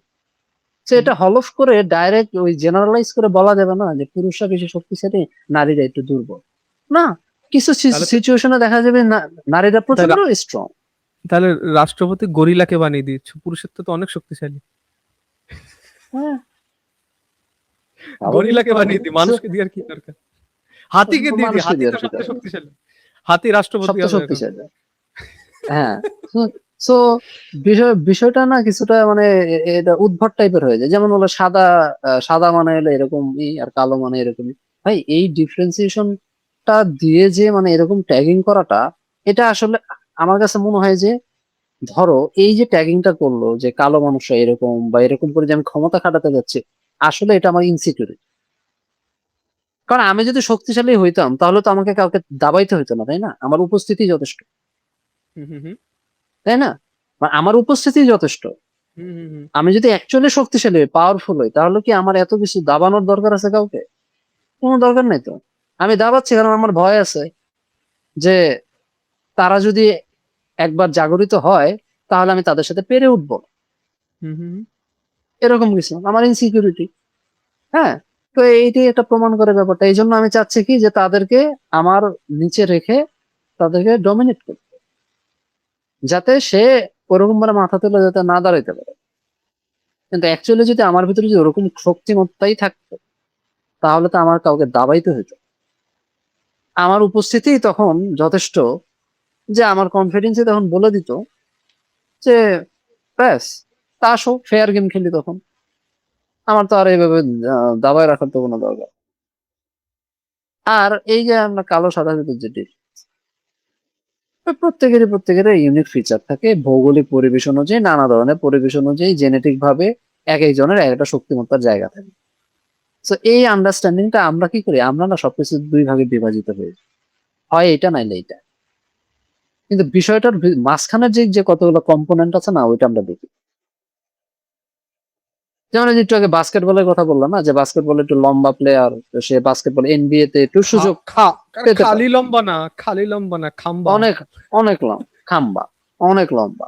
তাহলে তার এই দিক দিয়ে একটা সুযোগ সুবিধা আছে, বা কিছু সুযোগ সুবিধা সে পাবে অন্যান্যদের থেকে বেটার। কিন্তু এখন কথা হলো, তার মানে কি অন্যান্যরা কি তাহলে মানে আসলেই তাদের কি কোনো ই নাই, সেই এনবিএ প্লেয়ারই কি তাহলে মানে একদম সবকিছু? মানুষ। বিষয়টা তো হ্যাঁ। এমনও না, বিষয়টা তো এমনও না। অন্য জনের হয়তো বা অন্য দিক দিয়ে ট্যালেন্ট আছে বা অন্য দিক দিয়ে কিছু প্রতিভা আছে, যার কারণে সে ওই জায়গাতে স্ট্রং, সে এনবিএ তে স্ট্রং। তাহলে এখানে কি কম্প্যারিজনটা যে করলাম, তাহলে কম্প্যারিজন করে যে আমি যে এই যে দাবাবো এটা সেটা করবো, এটাই তো রং। মানে এইটাই তো আসলে মানে কোনো সেন্স মেক করে না। এই যে ডাইকোটমি, পুরুষ নারী হাবি জাবি, হ্যাঁ পুরুষরা এটা পুরুষরা হ্যান, তারপর নারীরা এটা নারীরা এটা, তো এইগুলো তো আসলে একটা কম্প্যারিজন করে সাথে বিভেদ তৈরি করে, আর কিছুই করা না। তারপরে ধরো শোষণ চালায়া কিছু ধারণা টারণা তৈরি করে কনস্ট্যান্টলি দাবায় রাখার একটা প্রকল্প অলওয়েজ। হুম হুম হুম হারারি হুম। দেখবে যে এই চ্যাপ্টারের মনে হয় শেষের দিকে বলছে যে ওই, এবং খণ্ডনও করছে যে পুরুষদের মানে পুরুষরা নারীদের থেকে শ্রেষ্ঠ এই কিছু কয়েকটা কারণে। এই যে পেশি শক্তি, তারপরে তোমার অ্যাগ্রেসিভ, পুরুষরা প্রতিযোগিতা করে, কম্পিটিশন করে, এটা সেটা করে, এই জন্য তারা নিজেদেরকে শক্তিশালী এটা সেটা মনে করে। কিন্তু আসলে তো তা না। কারণ যদি দেখা যায় নারীদের ক্ষেত্রে যদি আমরা দেখি, নারীরা সোশ্যালি অনেক স্ট্রং, যে যে সব সময় ওই পেশি শক্তি দিয়ে কিন্তু স্ট্রংনেস হয় না। এই জায়গাটা না তুমি আমি আমার মতো কয়েকজন লোক বুঝতে পারে না। কারণ হচ্ছে আমরা যতটা তারল্যের সাথে এখন কথা বলছি, ছেলে হুম। মানুষ কিন্তু এতটা সহজে কথা বলে না বা এত বাক্যের ব্যবহারও করে না, আর আলোচনার প্রসার মানে পরিধিও তাদের খুব সীমিত থাকে। যেমন হচ্ছে ওই একটা মেয়ে দেখেছি, তার সাথে এই করো, ভাই তুই কোন মেয়ে দেখেছিস, তোকে কেউ মেসেজ করেছে নাকি, আজকে কি খাবি বল, আজকে কোথায় গিয়ে ওইসব খেয়ে পড়ে থাকবো, কোথায় ঘুরতে যাবি বল, এর থেকে বাইরে তারা কোনো আলোচনা করে বলে তো আমি অন্তত জানি না। বাক্যও ঠিক একটা ব্যবহার করে না, আর এক শব্দ দুই শব্দ দেখবে, মানে শব্দে বা সামাজিকতায় খুব একটা এগিয়ে তারা নেই, হ্যাঁ, খুব কম। তো এইটা খুবই কম। এবং তো এই যে এই জায়গাতে দেখবো যে নারীদের নারীদের অনেক আহ শক্তিমত্তার জায়গা আছে। মানে শর্ট টার্মে তুমি হয়তো বা আহ ঘুষাঘুষি করে, মারামারি করে, অ্যাগ্রেসিভ দেখিয়ে তুমি হয়তো বা একটা কিছু জিতে গেলা বা কাউকে পরাস্ত করলে। কিন্তু লং টার্ম, বিশেষ করে যেখানে তোমার অনেক মানুষের ইনভলভমেন্ট আছে, হ্যাঁ অনেক মানুষ একসাথে তোমার অপারেট করতে হয়, ওখানে তোমার সোশ্যাল এক্সেলেন্সি লাগবে, তারপরে তোমার ডিপ্লোমেসি জানতে হবে, কোঅপারেশন লাগবে, তারপর কমিউনিকেশন স্কিল তোমার ওই জায়গাতে ডেভেলপ করতে হবে, সোশ্যাল স্কিল ডেভেলপ করতে হবে। এইসব জায়গায় যায় দেখবা কি যে পুরুষদের তুলনায় নারীরা বেটার। যদিও কিন্তু ওই যে সেনাবাহিনী থেকে পুরুষরা যথেষ্ট ভ্রাতৃত্ববোধ বজায় রাখে। হ্যাঁ আছে, কিছু আছে। হ্যাঁ, কিন্তু ওই যে ইন জেনারেল দেখবা যে এই দিক থেকে তাদের একটা দেখা যায়, যেমন নার্সিং এর ক্ষেত্রে তুমি যদি দেখো কিছু কিছু জায়গায়, যেখানে আবার ইঞ্জিনিয়ারিং এর ক্ষেত্রে দেখবা যে ছেলেদের একটু আধিক্য তুমি পাওয়া বেশি। না না, এ তো স্বতঃসিদ্ধ। Statistic, এই নিয়ে হ্যাঁ কেউ যদি অবৈজ্ঞানিক কথা বলে, মেয়েরা আসলে স্টেম মানে ওই যে পিওর সায়েন্স যেগুলো আগ্রহী নয়, তাদের এমন কিছু দিতে হবে যাতে মানুষের সাথে ইন্টারাকশন বা যে কোনো ভাবে জীবের সাথে, পশু হ্যাঁ পাখির সাথে ইন্টারাকশন, এই সমস্ত তাদের চাই হ্যাঁ চাই। গাড়ি খারাপ কি হ্যাঁ, ভালো, যেমন এক্ষেত্রে আমিও কত একটা মেয়েদের পক্ষে যে ও গাড়ি কি মডেল না মডেল আমার তো জেনে লাভ নেই, মাইলেজ কত, কতদিন টিকবে, কত শক্ত, সেফটি ফিচার্স কি, তাই বলো। ও গাড়ি কি ব্র্যান্ডের না কি রঙের, ওদি আমি করুমটা কি, প্রথম কথা হচ্ছে। হ্যাঁ হ্যাঁ। তো হ্যাঁ, ওই যে এই দেখো এখানেও কিন্তু একটা কমন কিন্তু একটা ফ্যাক্টর থাকে, যে যেগুলোর সাথে মানুষের কানেকশন আছে, মানে সোশ্যাল যে হুম হুম। ব্যাপারগুলো আছে, তারা দেখবা কমিউনিকেশন, সব, ওই জায়গায় ওই যে তোমাদের ওখানেও বেশিরভাগ মেয়ে যারা পড়াশোনা করে তারা শিক্ষিকা হতে চায় না, দেখো আমি বলে দিই। হ্যাঁ, শিক্ষিকা, তারপরে আরো আছে অনেক অনেক কিছুই আছে কি, ডক্টর, তারপরে তোমার ধরো, কিন্তু দেখো এই ডক্টরও তো মানুষ, জায়গাগুলোতে ডক্টরও মানে তো মানুষ না, ইঞ্জিনিয়ারিং না ডক্টর। এক্স্যাক্টলি, হ্যাঁ ওইটাই আমি বলতেছি তোমাকে, যে ওই এইটাই এক্স্যাক্টলি, যে যেখানে মানুষের সাথে একটা ইন্টারাকশন আছে। হ্যাঁ, কিন্তু এটাও কিন্তু খাটো করে দেখার কিছু না, কারণ আলটিমেটলি মানুষের সাথে ইন্টারাকশন করেই তো তুমি অনেক কিছু করতে পারতেছো না। তোমার একটা কারণ দিন শেষে তো আমাদের তো একটা সম্পর্ক, মানে এই যে হিউম্যান টু হিউম্যান যে একটা সম্পর্ক, এগুলো এই দিয়েই তো সবকিছু অনেক কিছু মেনটেন করতে হয়, তাই না? হ্যাঁ। সো এই জায়গাগুলোতে দেখবা যে নারীদের একটা শক্তিমত্তার জায়গা আছে, আর পুরুষদের শক্তিমত্তার জায়গা আছে তার স্ব স্ব ক্ষেত্রে। হ্যাঁ, তো এইটা আমরা কেন জানি এই জায়গাগুলা আইডেন্টিফাই করে বুঝতেই চাই না, আমরা কি করি যে পুরুষ এমন, নারী এমন, পুরুষও এটা, নারীরা এটা। তো এরকম করে কি করে, ওই যে মেল ইগো বাড়ায়, তারপরে ওখান থেকে ফিমেল এনকাউন্টার আসে নারীবাদীদের তরফ থেকে, ধরো। হ্যাঁ, তো এইসব করে তো আসলে কিছু হবে না, এটা সমঝোতায় আসতে হবে, দুইজনের দুইজনের শক্তিমত্তা জেনে নিয়ে ওইখানে পার্টিসিপেশন করে একে অপরকে অ্যাপ্রিসিয়েট করতে হবে সোজা কথা। কিন্তু আমাদের ভিতরে অ্যাপ্রিসিয়েশন কালচার তো নাই, আমরা কি করি, আমরা হলো মানে পারলে আর কি, মানে একে অপরকে কাদা ছড়াছড়ি করে যেটা করতে চাই আর কি, পরে পরে নিজেদেরকে চেষ্টা করি। হ্যাঁ, ওই ওই ব্যাপারগুলোই চলতে থাকে, কিন্তু এরকম করে আসলে প্রবলেম সলিউশন হয়, ওই একে অপরকে খালি ডমিনেন্ট করেই করার প্রবণতাই বাড়তে থাকে, আর কিছু।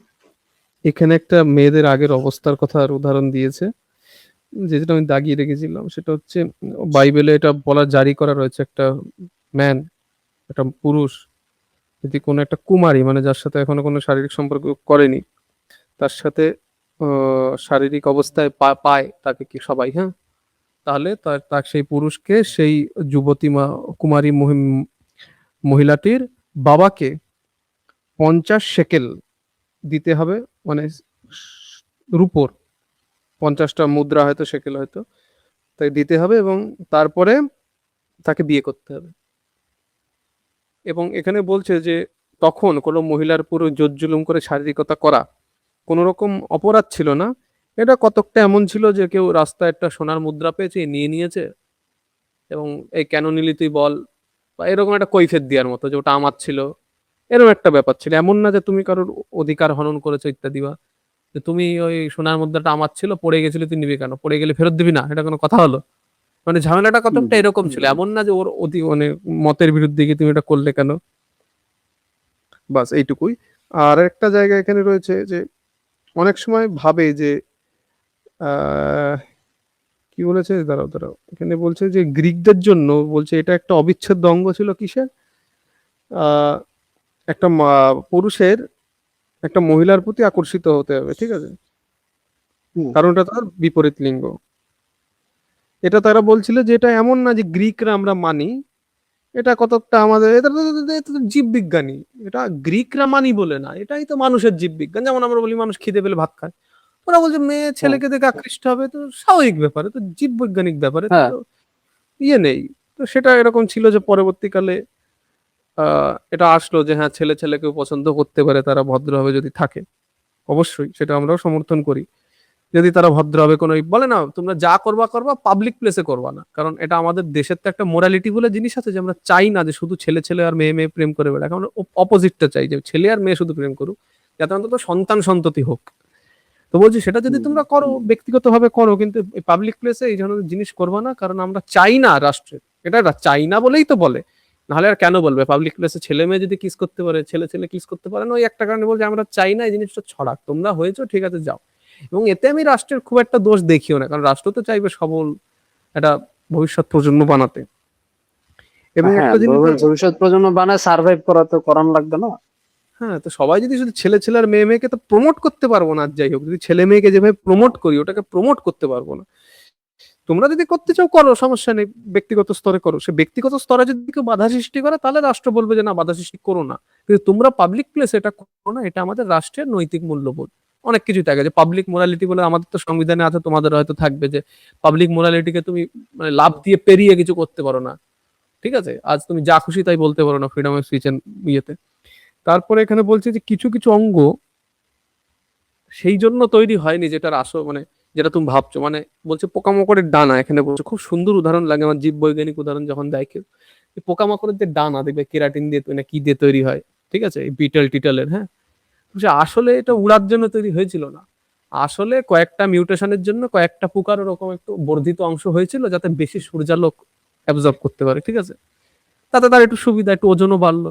আর এক লাখ গাছের থেকে আরেক জায়গায় লাফানোর সময় একটু কি বলে যেন একটু একটু হালকা ভাব আসে না, যখন তোমার একটু বর্ধিত করে দাও কোনো জিনিস, ছাতা নিয়ে পড়লে যদি ছাতা শক্ত দেখো আস্তে আস্তে পড়বা, হ্যাঁ, তার ওইটা একটা লাভ দেওয়ার সুবিধা, সেটাই আস্তে আস্তে ডানা হয়ে গেল।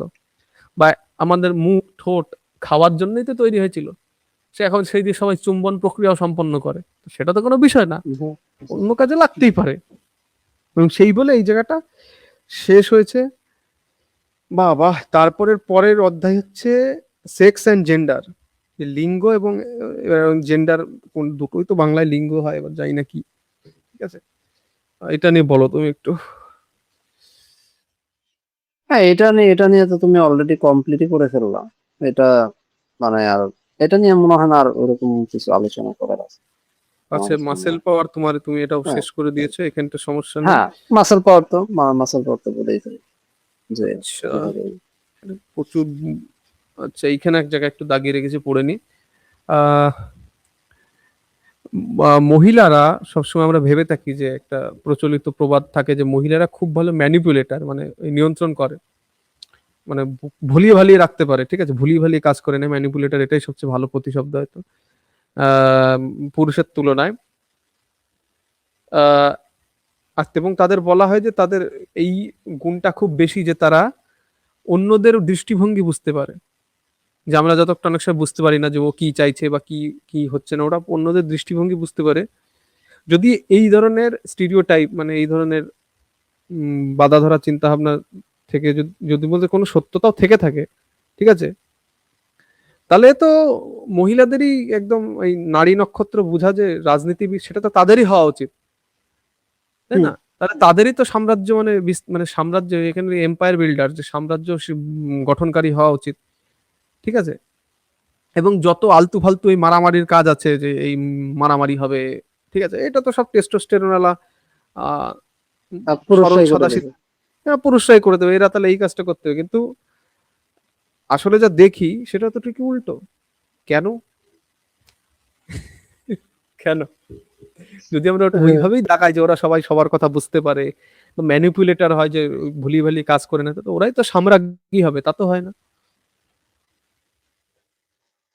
হ্যাঁ, এখন এটা এই যে প্যাট্রিয়ার্কাল সিস্টেম দিয়ে এটা বলা যায়, মাতৃতান্ত্রিক থেকে পরে পুরুষতান্ত্রিকের পদ্ধতি দিয়ে চলে গেল বিষয়টা।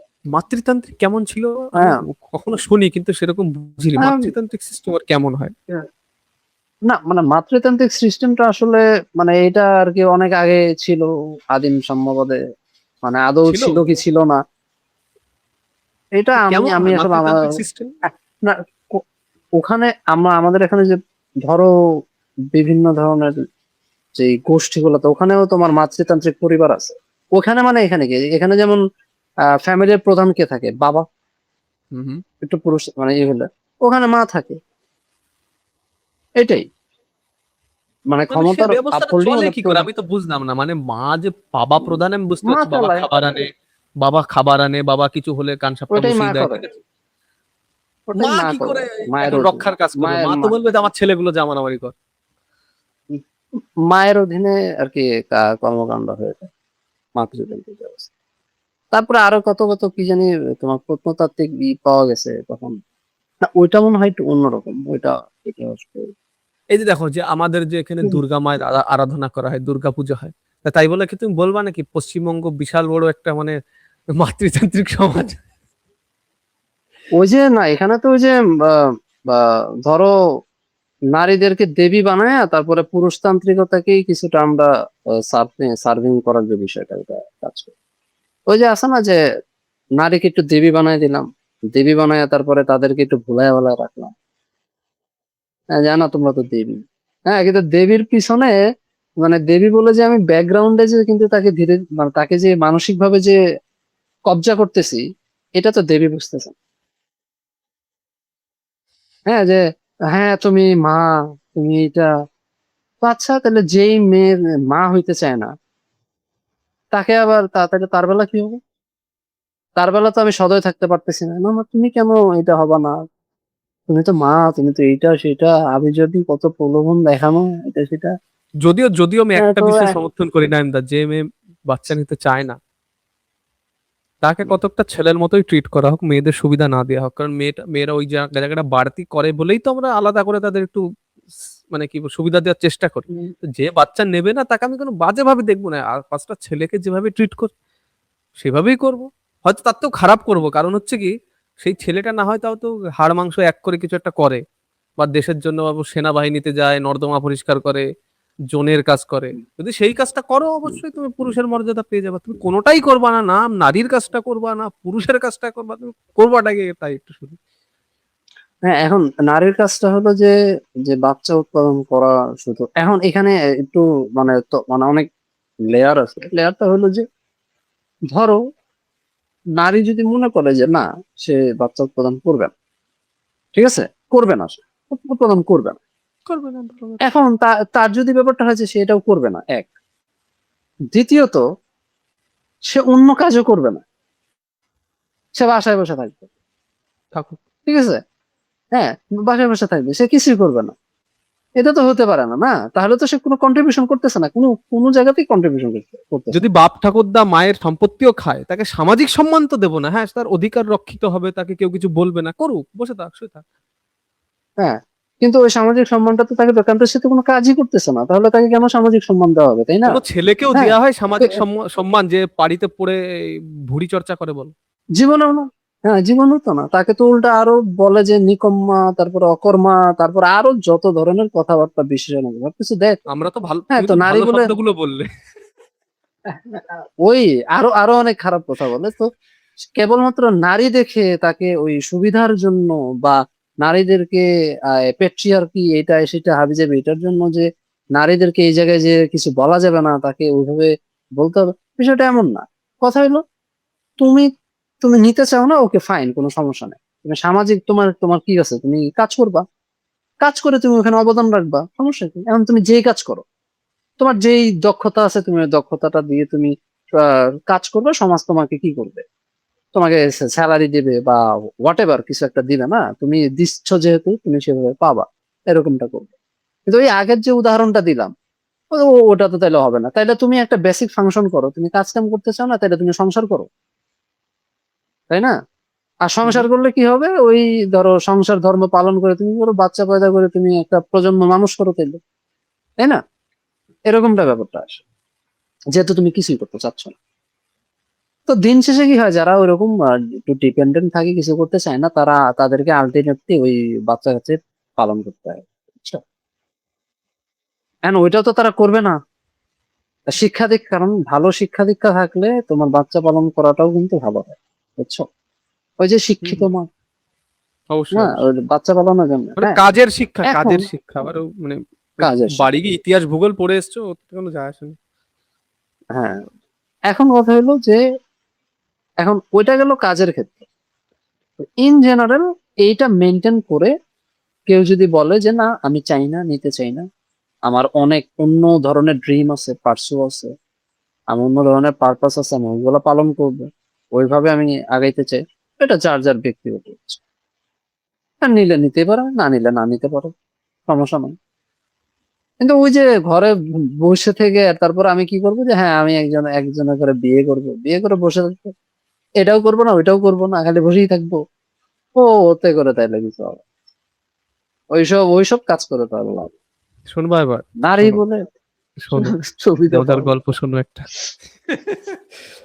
দেখো, বলে না আমি দুই নৌকা পায়ে দিয়ে চলবো, আমি পুরুষের সুবিধাটাও নেবো, নারীর সুবিধাটাও নেবো। শোনো এবার কি হয়।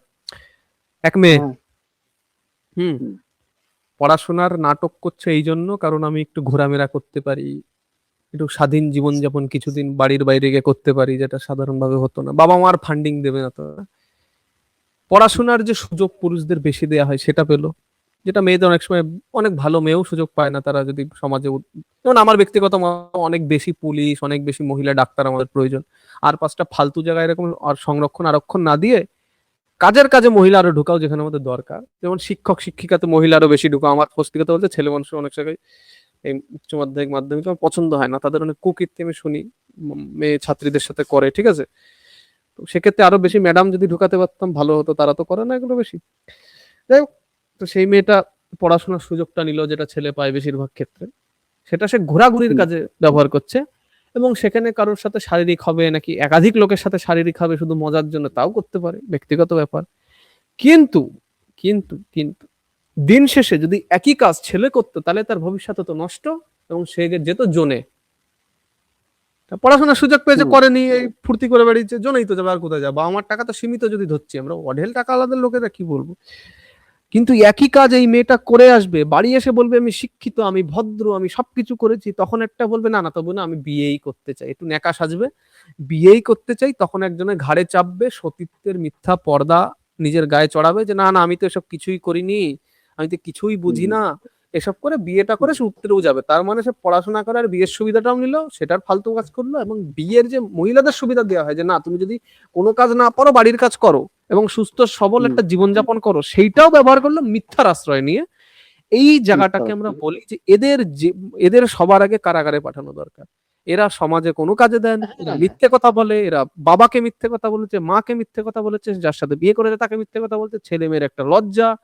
এবং ছেলে মানুষ তো এইসব করলে তার ফল ভোগ করবে, যা জোনে না যা খুশি কর, কি করে পয়সা হুম। কামাবে জানি না, কিন্তু মেয়েদের অনেক সময় ফলটা ভোগ করতে হয় না, এর জন্য এরা এই সুবিধাটা নিয়ে হ্যাঁ, থাকে।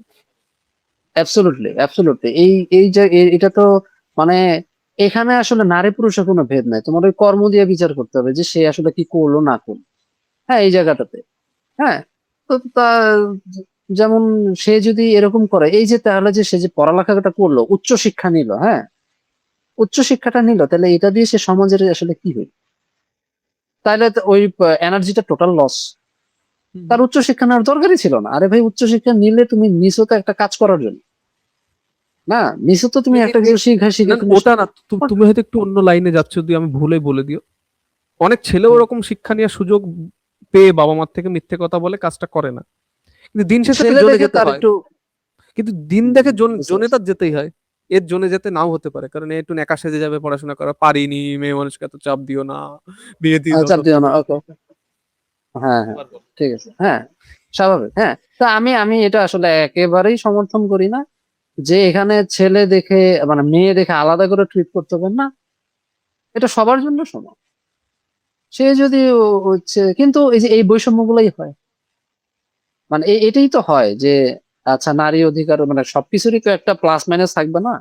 তো এটার জন্য তোমার এই যে বেশি মাথায় তেলাইতে যে মানে তেলাতে গিয়ে তখন এই ধরনের জিনিস হয়ে যায়।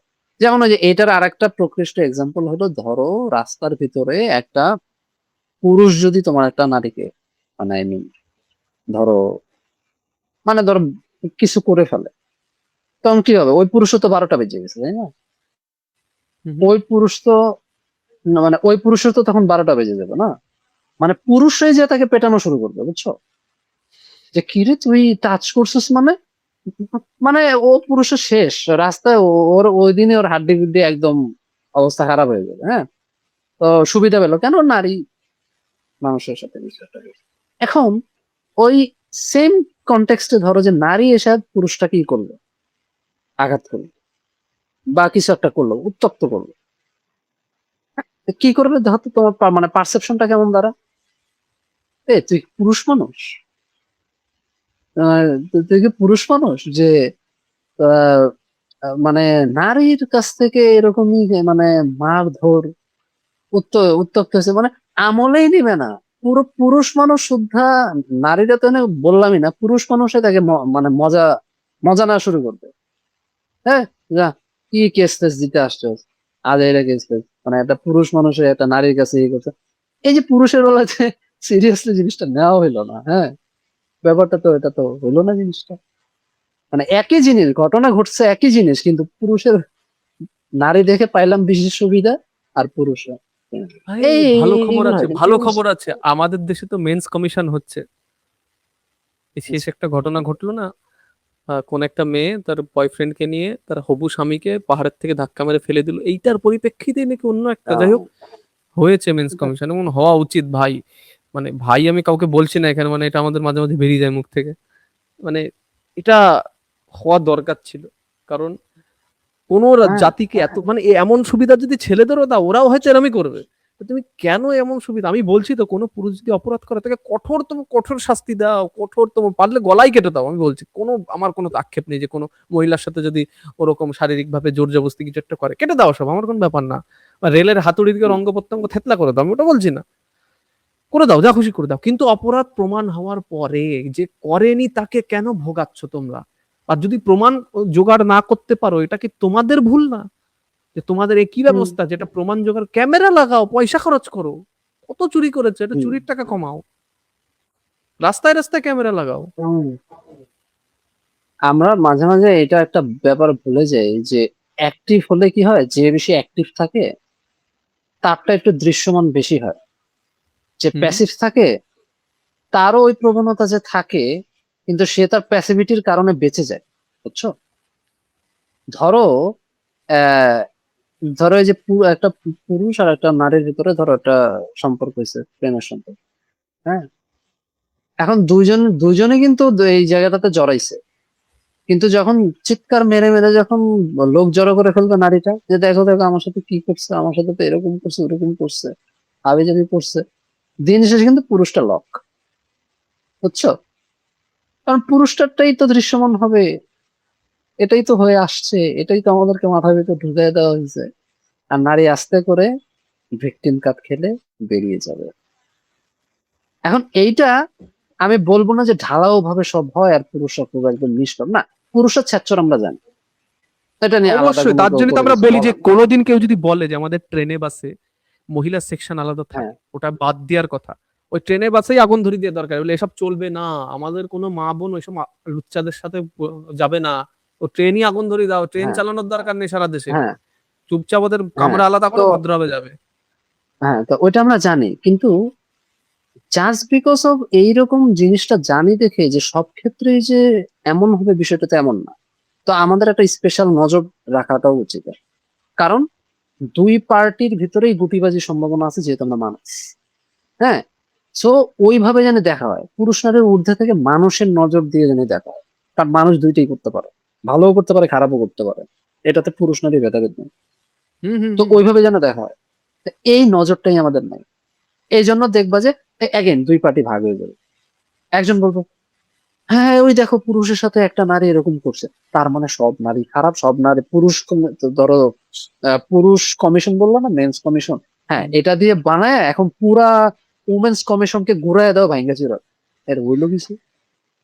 বা উমেন্স কমিশন বানায় পুরো পুরুষকে উই করে দাও, হইলো কিছু? কিছুই হইলো না। জিনিসটা হলো যে সব জায়গায় ঝামেলা আছে, সব জায়গাতেই কোঅপারেশনের একটা জায়গা আছে, এই দুইটা আইডেন্টিফাই করে, এই এটা ভাববে। তো এটা ভাবার জন্যই তো নানা ধরনের কমিশন বানানো হয় না, যাতে স্পেশাল কেসগুলো একটু খোঁটায় খোঁটায় দেখা হয় যে আসলে যে ঝামেলাটা কে কে করছে কি করছে। আহ, আমরা তো আছি যে সবকিছুতে দুই ভাগ হয়েছে, এটা এটা আমাদের পরিহার করা উচিত, হুম। এই একপাক্ষিক ব্যাপারগুলো বাদ দেওয়া উচিত। এইখানে অনেক ডিটেলস আছে, কিন্তু আমরা শেষ আজকে একটা জিনিস দিয়ে করি, যে লাস্টে এই অধ্যায়ের একটা শেষ অংশ হুম, রয়েছে যেটা প্যাট্রিয়ার্কাল জিনস।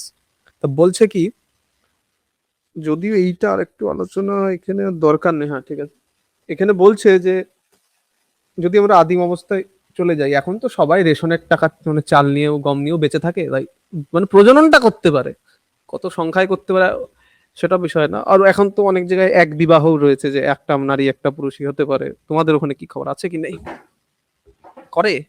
আর নানা নানা ধরনের আছে, এক বিবাহ আছে, বহু বিবাহ আছে, কত ধরনের বিবাহ আছে। মানে বেবি বেশিরভাগ কি এক বিবাহই হয় নাকি, না বেশিও করে কেউ? ন্যাচারালি সামাজিক ভাবে তো তোমার এক বিবাহই মানে মনে করো, বাট বেশিরভাগ মানে আমাদের খুব, ধর্মে তো আবার 4টা বিবাহেরও রুল আছে, ওই মানে অনুযায়ী অনেকে করে। আছে কি খুব বেশি লোক কি আছে ওরকম একের বেশি বিয়ে করে? এইটা আসলে এখন সরেজমিনে তদন্ত করলে কি বের হয় তো বলতে পারবো না, কিন্তু কালচার অনুযায়ী তো আশেপাশে যা আসলে দেখো, একে আশেপাশে যা দেখো। এক একই এক্সপেক্টেড তার মানে হচ্ছে এখানেও এরকমই। যে এখানে তো এক আইনই আছে, এখানে তো আইনই আছে 1950-এর পর থেকে। তো এইটা তো কোনোদিন স্বাভাবিক ছিল না যে একটা পুরুষ একটা মহিলার সাথে করবে, বা যেভাবেই এই যে সিস্টেম, তো তখন হচ্ছে চূড়ান্ত কম্পিটিশন চলতো, যে পুরুষদের মধ্যে চলতো যে কটা নারীর সাথে আমি মানে প্রজনন করতে পারি, আর নারীদের কম্পিটিশন চলতো কোন ভালো পুরুষটাকে আমি পেতে পারি, তার পেতে পারি, ছত্রছায়া হ্যাঁ। এবং তার জিন। তো বলছে কি, তো পুরুষরা স্বাভাবিকভাবে সেইভাবে একে অপরের সাথে মারামারি করার জন্য, কম্পিটিটিভ মানে প্রতিযোগিতামূলক হওয়ার জন্যই বিকশিত হয়েছে। মানে যে প্রতিযোগিতামূলক না, যে সাইডে গিয়ে বলে না এইসব নারী ফাড়ির পিছনে আমি পড়ুম না, আমি এখন চুপচাপ এখানে বসে সাধনা করি। তো সে তো বলবে এখন, মানে করো সাধনা, তোমার সাধনা করতে কোনো সমস্যা নেই, কিন্তু তোমার তো আর কোনো সন্তানাদি হবে না, এবং তোমার এই সাধনা করার যে বৈশিষ্ট্য সেটা তো থাকবে না। তো সেক্ষেত্রে পুরুষরা তার জন্য এরকম প্রতিযোগিতামূলক হলো, এবং নারীদের মধ্যে হলো কি যে আমি কোন মানে পুরুষের ছত্রছায়া পাবো, ঠিক আছে, হুম, এবং আমি যদি বেশি ট্যাটা ফ্যাপা করি, তা সে আমাকে সোজা বলবে এখান থেকে ফটো, বা আমরাই চলে যাচ্ছি, তুমি একা যা করবা করো, বা হুম, অন্য পুরুষ খুঁজে নাও।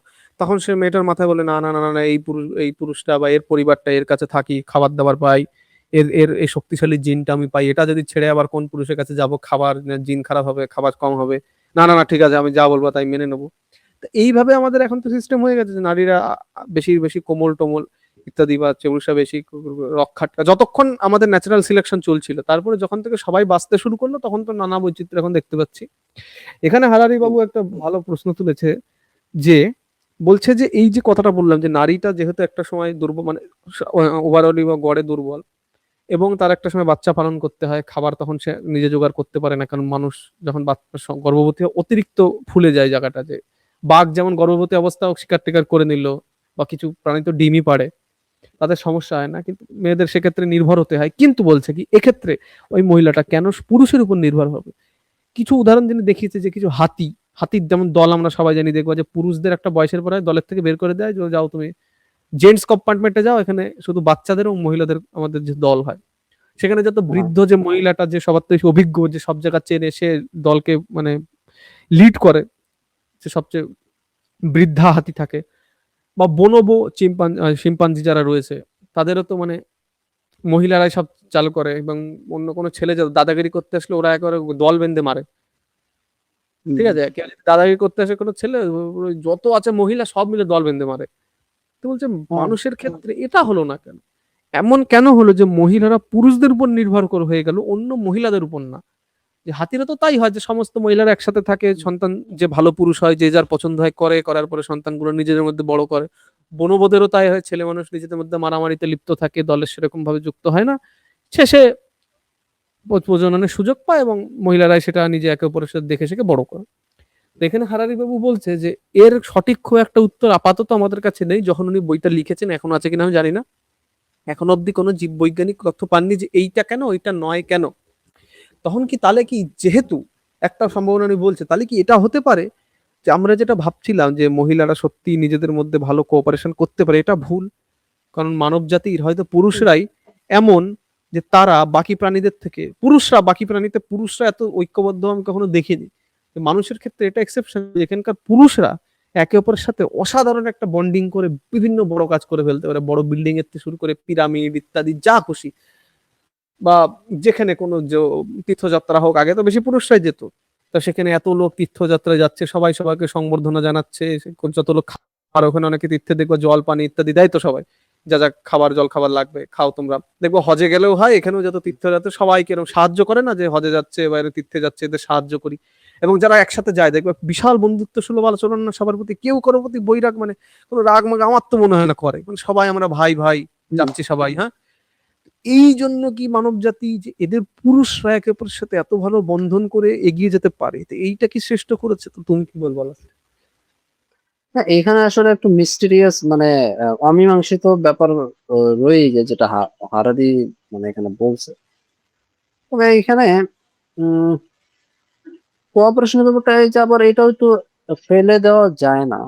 নারীদের ভিতর যে নারীদের ভিতরেই যে জেলাসি কাজ করে, কোটনামো দেখবা একে হ্যাঁ মানুষের মধ্যে অন্তত। হ্যাঁ, কুটনামি, হ্যাঁ কুটনামি যে বিষয়গুলো যে কাজ করে, তো এরা আবার কি হয় যে ওই যে বললো না যে বেস্ট পার্টনার বের করবে যাতে বাচ্চা কাচ্চা ভালো পালন করতে পারে, তো ওইটা নিয়ে নারীদের ভিতর প্রতিযোগিতা হইতে পারে, হয়তো অনেক জায়গায় আরেকজনের স্বামী ছিনিয়ে নিয়ে চলে যাবে, হুম, তাই না? এরকম একটা ইয়েছে না?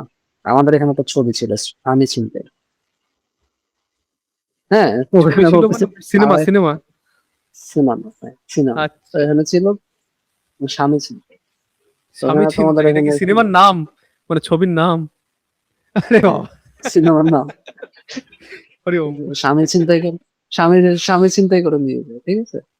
তো এখন এই রিসোর্স নিয়ে যে কামড়াকামড়ি মেয়েদের সাথে মেয়েদের ভিতরেই দেখা যায় যে আসলে অনেক ধরনের মানে আহ কেচ্ছা আছে, এটাও তো সত্য, আমরা তো দেখি না?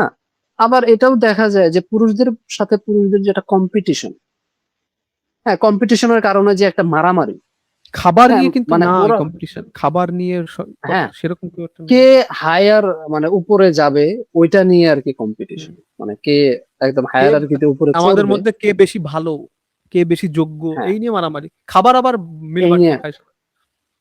হ্যাঁ এই জায়গাটা দেখা যায়। তো যেমন আমরা বলি ব্রো, ঠিক আছে, আমরা সবাই একসাথে ভাই বন্ধু মানে ভাই লোক টাইপের ভাই একটা যে ভাই ব্রো বিষয় থাকে। ব্রাদার বেরাদার। হ্যাঁ, হ্যাঁ, হ্যাঁ, এরকম। হ্যাঁ, তো এই ব্যাপারগুলো হয়।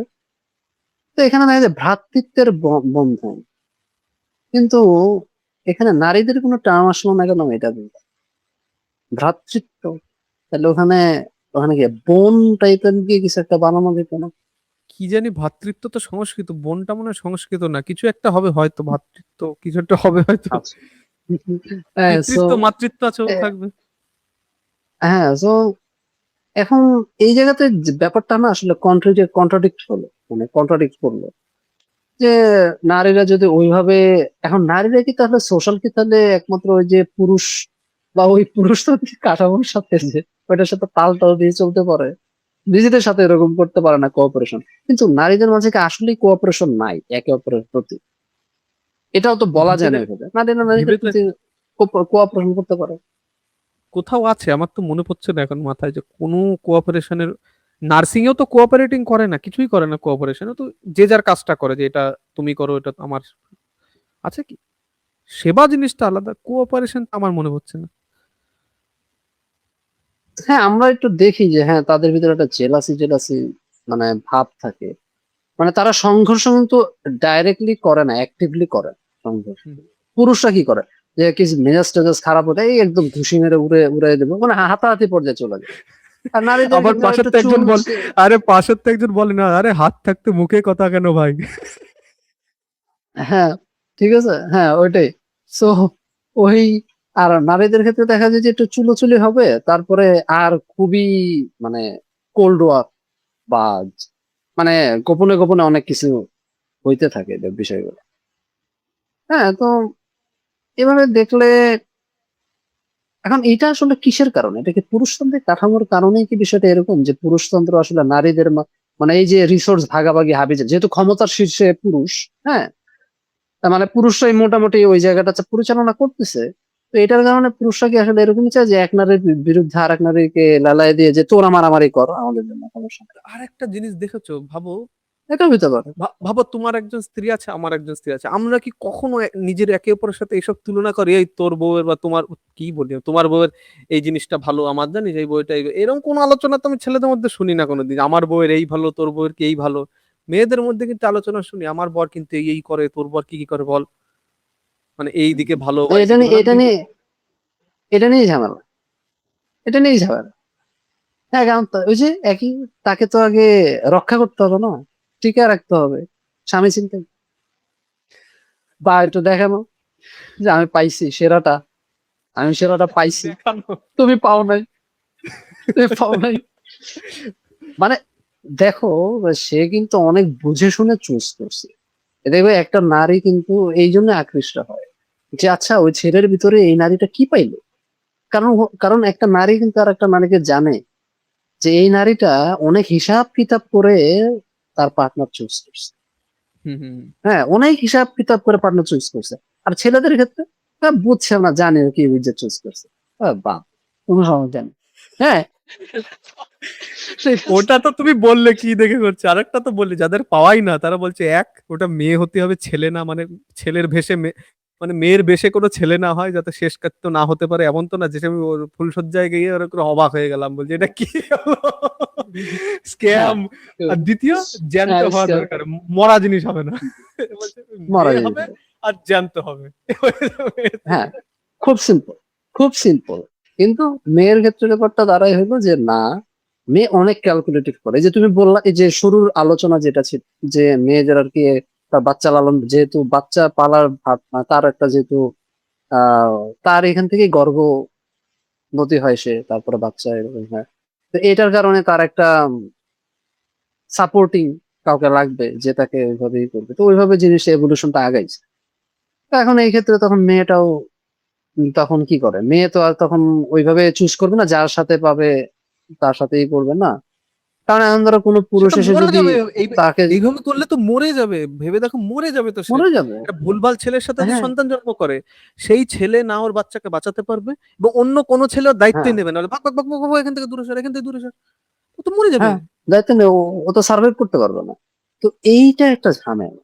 তো এই ঝামেলাটার কারণে তখন মেয়েরা অনেক ক্যালকুলেটিভলি তোমার পার্টনার চুজ করে। এবং একটা মেয়ে আর একটা মেয়ের ব্যাপারটা তো জানো, যে এও বেসিক জিনিসগুলো ক্যালকুলেশন জানো, করেছে। হুম।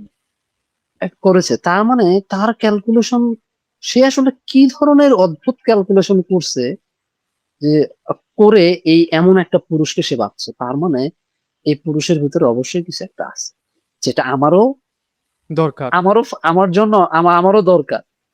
এইবার কি করবে, ওই পুরুষের মেসেঞ্জারে যে হয়তো গুতাগুতি করবে, বা ওইটা করে, ওই ছেলে কিন্তু বিবাহিত, ঠিক আছে। আর এইদিকে আমাদের পাড়ার যে মন্টু ছোকরা, তার যে কেউ নাই, মেয়ে ওটার প্রতি কোনো নজরই দিবে না, ঠিক তাহলে আছে। দেখেছো, মেয়েরা কারণ কিন্তু নিজেরাই নিজেরাই বহু বিবাহের পক্ষে চলে যায় সমাজ, মানে এদের সিদ্ধান্তই বহু বিবাহের পক্ষে নিয়ে যায় সমাজ। আমি তো বলি, এ দেখো, এই যে আমাদের হিন্দুদের তো নেই, ইসলামে তো রয়েছে, এই ক্ষেত্রে আমি বলি যে ভাই ওটা অনেকটা বিজ্ঞানসম্মত, ঠিক আছে। এক্ষেত্রে তুমি যে জোর করে ধরে বেঁধে এক এক ইস্টু এক করছো, এতে এক ছেলে খুশি হচ্ছে না তার এক এক স্ত্রী বলে, দুই মেয়ে খুশি হচ্ছে না যে আমার এই ফালতুটাকে আমার গলায় ঝুলালোটাকে, আমার ওইটা চাই, ওর এক বউ হয়েছে, তো আমি কি করবো। না, যদি ধরো মেয়ে যদি আবার ধরো ভালো পায় হাজবেন্ড, হুম? তাহলে তো সে ছাড়তে চাবে না, সে তো স্যাটিসফাইড তার হাজবেন্ডকে নিয়ে।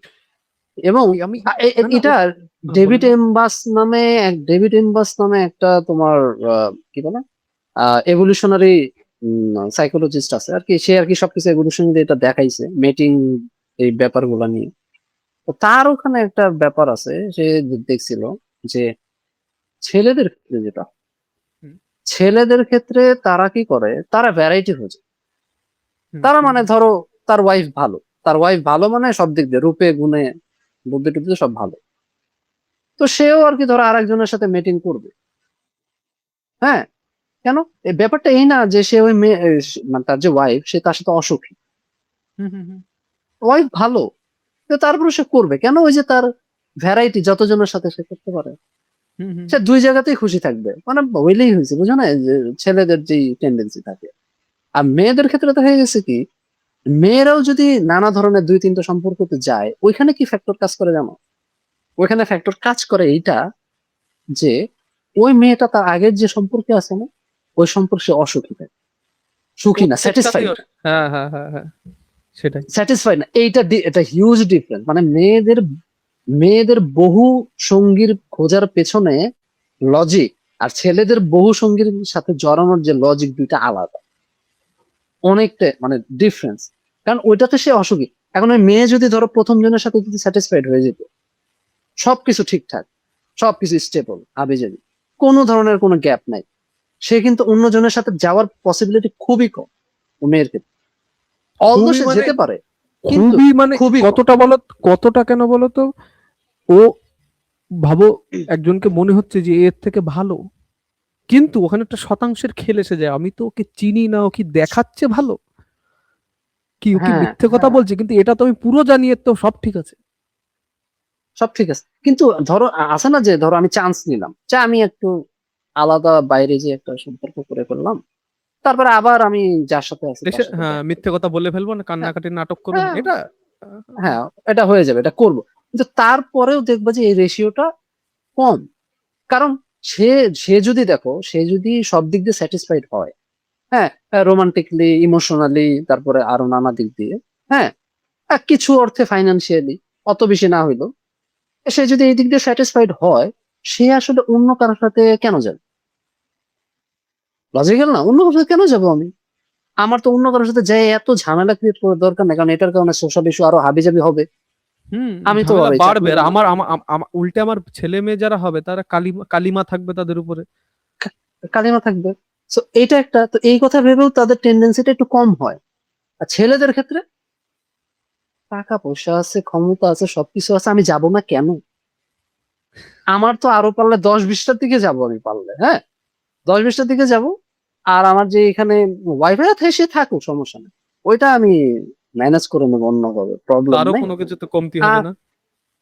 হ্যাঁ, তারও কিছু তো কমতে হবে। আর উল্টা সে যদি আরো যায় যায়, এটা যদি এরকম করে, ওইটাতে সামাজিক ভাবে যে পুরুষতান্ত্রিকতা, সামাজিক ভাবে তার খ্যাতি আরো বাড়বে, যে মা আছে, তার মানে যোগ্যতা আছে।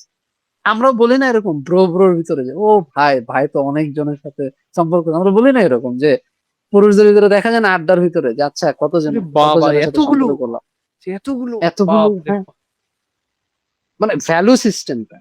হ্যাঁ, মেয়েদের ক্ষেত্রে এটা হয় না যে এতগুলো মানে, ও তার মানে ও আসলে ওইরকম কাউকে পায় নাই, বা কাজের মানে অ্যাকচুয়াল যে ছেলে ওরকম কোয়ালিটি সম্পন্ন ওরকম পায় নাই, তার মানে অনেকে ধোকা খাইছে, হয় না, এই জন্য এতজনের সাথে ঘুরে মেরে বেড়াচ্ছে।